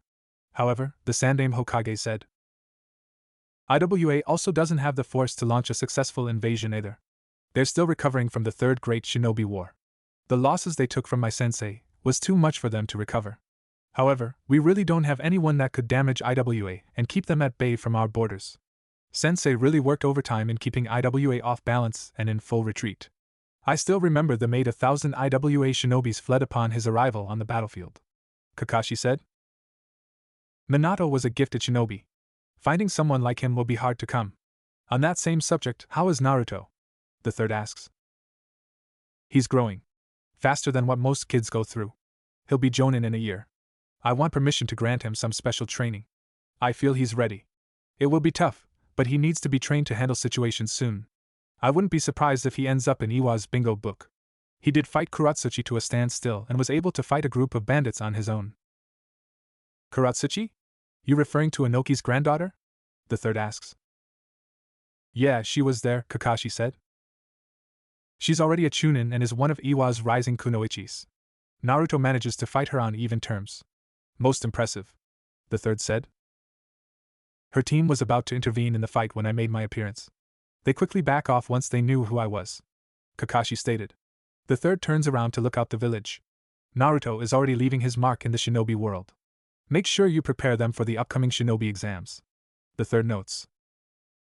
It has been almost a month since Team 7's mission to the outskirts of the borders. Kakashi was making them train with weights and making them run and work out with weights. Every time Naruto would get faster, Kakashi would add more weights to his training to slow him down. Kyoko too would be getting faster as well. Byakuya would train with the team but spend most of his time with his family dojo training with his grandfather, learning his family ancient techniques. Naruto and Kyoko would spend most of their time sparring against one another. Naruto was proving to be fast and had the speed on his side. Kyoko, however, may not have his stamina or speed but was very agile. With her Sharingan having 2 tomo in each eye, she could dodge most of Naruto's attack. However, Naruto had speed in his attacks and most of the time he forces Kyoko to guard and block Naruto's blow to avoid a direct hit. They did this under the careful supervision of Hatake Kakashi. The two were sparring as Kakashi was reading his book. A sudden kite call could be heard as Kakashi looks up. Is it that time already? Kakashi said as he closes his book. He gets up and looks at Naruto and Kyoko sparring. Alright, that's enough you two. Take a break and rest. Enjoy the rest of your day, Kakashi said as the two stopped sparring. They turned to look at Kakashi with questionable eyes. Learning to rest and enjoy yourself is important. Walk around the village or go eat someplace that's nice. You don't need to train every day, Kakashi said. In saying that, Kakashi disappears from view. Naruto and Kyoko gathered their things before returning to the village. Want to eat some ramen? Naruto asked Kyoko as they walk in the village. Is that all you eat? Kyoko asks. I'm still not allowed in other places. Ichikiri ramen is the only places that allow me to eat there without them scowling or glaring at me, Naruto said. Are they really that blind because you're a Jinchuriki? Kyoko said. Do you even have to ask? Naruto said. I think they're fools, Kyoko said. Byakuya has been spending a lot of time with his family. Any idea what he's been doing? Naruto asked as they walked into Ramen Ichiraku. Oh, Naruto, you're back, Ayame said as she greeted them. Welcome, Tuchi said as he racks the noodles in his rack. One miso ramen, Naruto said as he sits down. Make that two, Kyoko said as she sits down next to Naruto. Naruto and Kyoko sat down before they pulled out their notebooks. Genkai had them write down lists of jutsus they knew as well as practice them over and over again until they could do it without really looking. Though Genkai warned them about losing their notebooks. As other shinobis, specific enemies who could use their own jutsu against them. In the shinobi world, jutsus were more valuable than money. What do you think Byakuya is doing? Naruto asks. If I had to guess, he's learning some new jutsus as well, training to become stronger. His grandfather may be strict, but he is reasonable and does train Byakuya well, Kyoko said. She looks down and seemed a bit sad. Naruto knew what was going on in her mind. She was envious of Byakuya because he still had his grandfather to teach him his clan techniques. It reminded her of the days her older brother Shursui would train her in not only Uchiha clan techniques, but also his own style as well. Teaching her how to use Shunshin, body flicker, and Kawarimi, substitute, in combat effectively. She would face him many times in mock simulations to overcome her older brother. She even woke her Sharingan in a mock battle and copied his movements perfectly. Yet she still wasn't able to overcome her brother in combat. That was when he told her that even if she was able to copy someone's movements, a skilled opponent who knew his own movements well would be able to beat her even if she copied his skills. Naruto was the only one who trained with her to perfect her style in fighting. She had mastered the kawarimi and was able to replace herself with objects and logs with ease. She was getting so good she was starting to place explosive tags on her objects. Her shunshin was getting good too, yet according to Kyoko, her older brother Shusui was able to create afterimages when he used shunshin, fooling his opponents, and he even knew how to suppress his presence when facing censors. Naruto knew how much surpassing her older brother meant to Kyoko. In her eyes, her brother was the greatest shinobi she ever knew. His death upset her greatly. It was the last time she ever showed or allowed herself to appear to be sad. Ever since then, she almost appeared as cold as ice. What really sealed her emotions was the massacre of the Uchiha clan. She watched Itachi slaughter countless of her clansmen in front of her. Many clansmen tried to shelter her from Itachi's vengeance, and were cut down for their defense of her. Yet Itachi refused to kill her. Instead, he placed her in a genjutsu that caused her to lose consciousness. She rarely spoke of it, but before she lost consciousness she saw a man wearing black robes with an orange mask walk up to Itachi before they walked off as she passed out. Genkai questioned her further about the masked man, asking if he was in an ANBU, but Kyoko didn't know. All she knew was that this masked man was Itachi's partner. "Here are your orders," Ayam said as she places 2 miso ramens down in front of them. Naruto and Kyoko grabbed their chopsticks and placed them on in a prayer. "Itadakimasu," they said as they began to chow down on their ramen. Hokage's office. The Sandaime Hokage was sitting behind his desk dealing with his paperwork as usual. Things in the village were peaceful, but reports from Jiraiya, his old pupil he should have taken more serious as trained as his successor, sent word that Orochimaru was up to something. Konoha had something to do with it as he set his eyes on Konoha and was going to return. Jiraiya even suspected Orochimaru has already made contact with Danzo and was plotting something with his old ANBU commander. The third had no choice but to place Danzo on surveillance. Already there was too much suspicion surrounding Danzo. Even his old mentor, Genkai, was suspicious of Danzo and urged the third to take action before Danzo could do something that really damages the village. She was even suspicious of the Uchiha massacre and suspected Danzo had a hand in it. Sarutobi Hiruzen didn't have the heart to tell her the truth.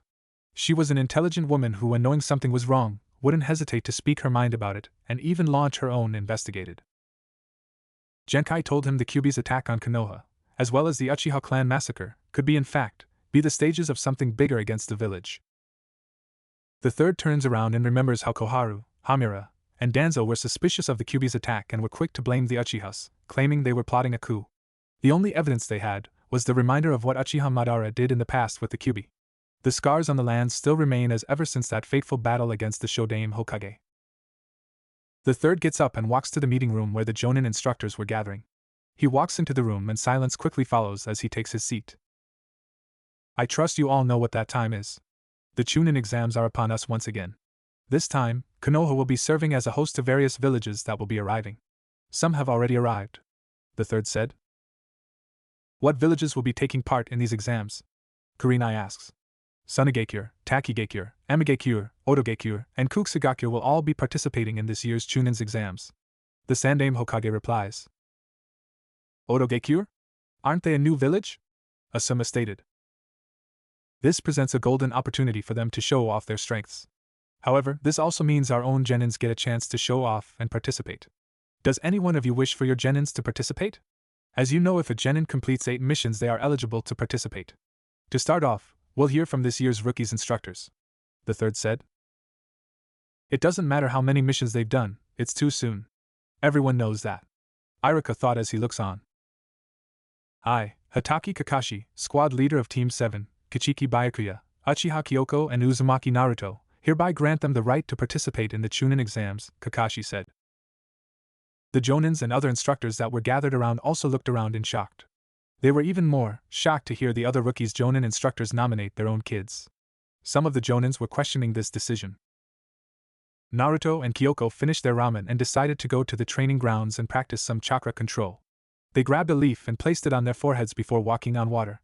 It was a difficult task, as water wasn't solid as a tree, so their feet tend to sink into the water. Yet after an hour of practicing, they were finally able to keep their feet afloat. That was the easy part. The hard part was able to perform jutsus while on the water. As casting jutsus on water tends to disrupt your chakra flow, If the flow was disturbed, then that meant you would fall in the water. However, it was possible, with training and practice. They know because they've seen Kakashi and Zabuza perform it during their first battle. They also knew by practicing this, they would get twice as strong than normal. They spent 2 hours practicing basic Suiton techniques on top of the water and tried their best not to fall in the water. In the end, they managed to succeed but were exhausted. In the end, they called it a day and went home. Naruto was tired and didn't even bother to make himself dinner. Instead, he went straight to his bed, removed his clothes and falls straight asleep. Naruto woke the next morning and quickly made himself breakfast. Genkai made sure he ate a healthy breakfast every day. It was for this reason, he cooks himself eggs and bacon with a piece of toast. It wasn't a big breakfast, but it would have to do. Once he was done, he put on his outfit before making sure he had everything. Once he was ready, he locks his apartment. Naruto walked through the streets of Konoha before heading to the training grounds where his team was going to be. No one really said anything to Naruto or sent him any hateful glares. Naruto arrives at the meeting place to see Kyoko and Byakuya also just arriving. This was starting to become a common routine. After the first 3 months of Kakashi appeared 2 hours late, the trio decided to arrive just 5 minutes before Kakashi would arrive. So far, they've gotten the timing down pretty accurate. The trio barely said hello when Kakashi appears on a branch with his usual eye smile, and his hand up in a gesture of hello. Good morning, sorry I'm late but I ate goldfish in a pond that was drowning. Kakashi greeted with his usual lie. What are we doing today, sensei? Naruto asks. We're not doing anything, Kakashi stated. You woke me up for nothing? Kyoko mutters as she looks away in annoyance. Byakuya also looked slightly annoyed. Relax, I didn't summon you all here for nothing, Kakashi said. His 3 students turned to look at him, giving him their full attention. Giving him the silent question to elaborate on his meaning. Kakashi disappears before reappearing in front of them. He reaches into his back pouch and pulls out 3 pieces of paper. I have nominated you 3 for the upcoming Chunin exams. This is a promotional chance for you 3 to become Chunins. It's also a good chance for you to get some experience in fighting other Shinobis. There is no guarantee that you'll all become Chunins, but it will give you some first-hand experience, and you might even learn something new by participating. The Chunin exams will be hosted a week from today. If you're up for it, you will take your permission slip to the academy. However, I will warn you, in truth, none of you are truly ready for the Chunin exams. However, if you feel ready, and you want to prove yourself in doing harder missions, then the Chunin exams will be the perfect place to leave your mark. Kakashi said. What do you mean, sensei? Kyoko asked. The Chunin exams is the beginning of many Shinobi's careers. It's how their names get out to various people and parties and hire them. The Chunin exams is the stepping stone for many Shinobi careers. Kakashi explains. These exams, if you excel well at them, will cause clients to reach out to you. However, being nominated doesn't mean you have to take it. You can sit this one out if you want. If you do, however, decide to participate, go the Academy Room 301. Be there 10 minutes before 3 p.m. If you're late, you'll be disqualified. The trio takes the paper and looks at it. Think about it before you enter, Kakashi said, and saying that, he disappears from view. Chunin exams, does this mean we'll be fighting our fellow Konoha genin? Kyoko said.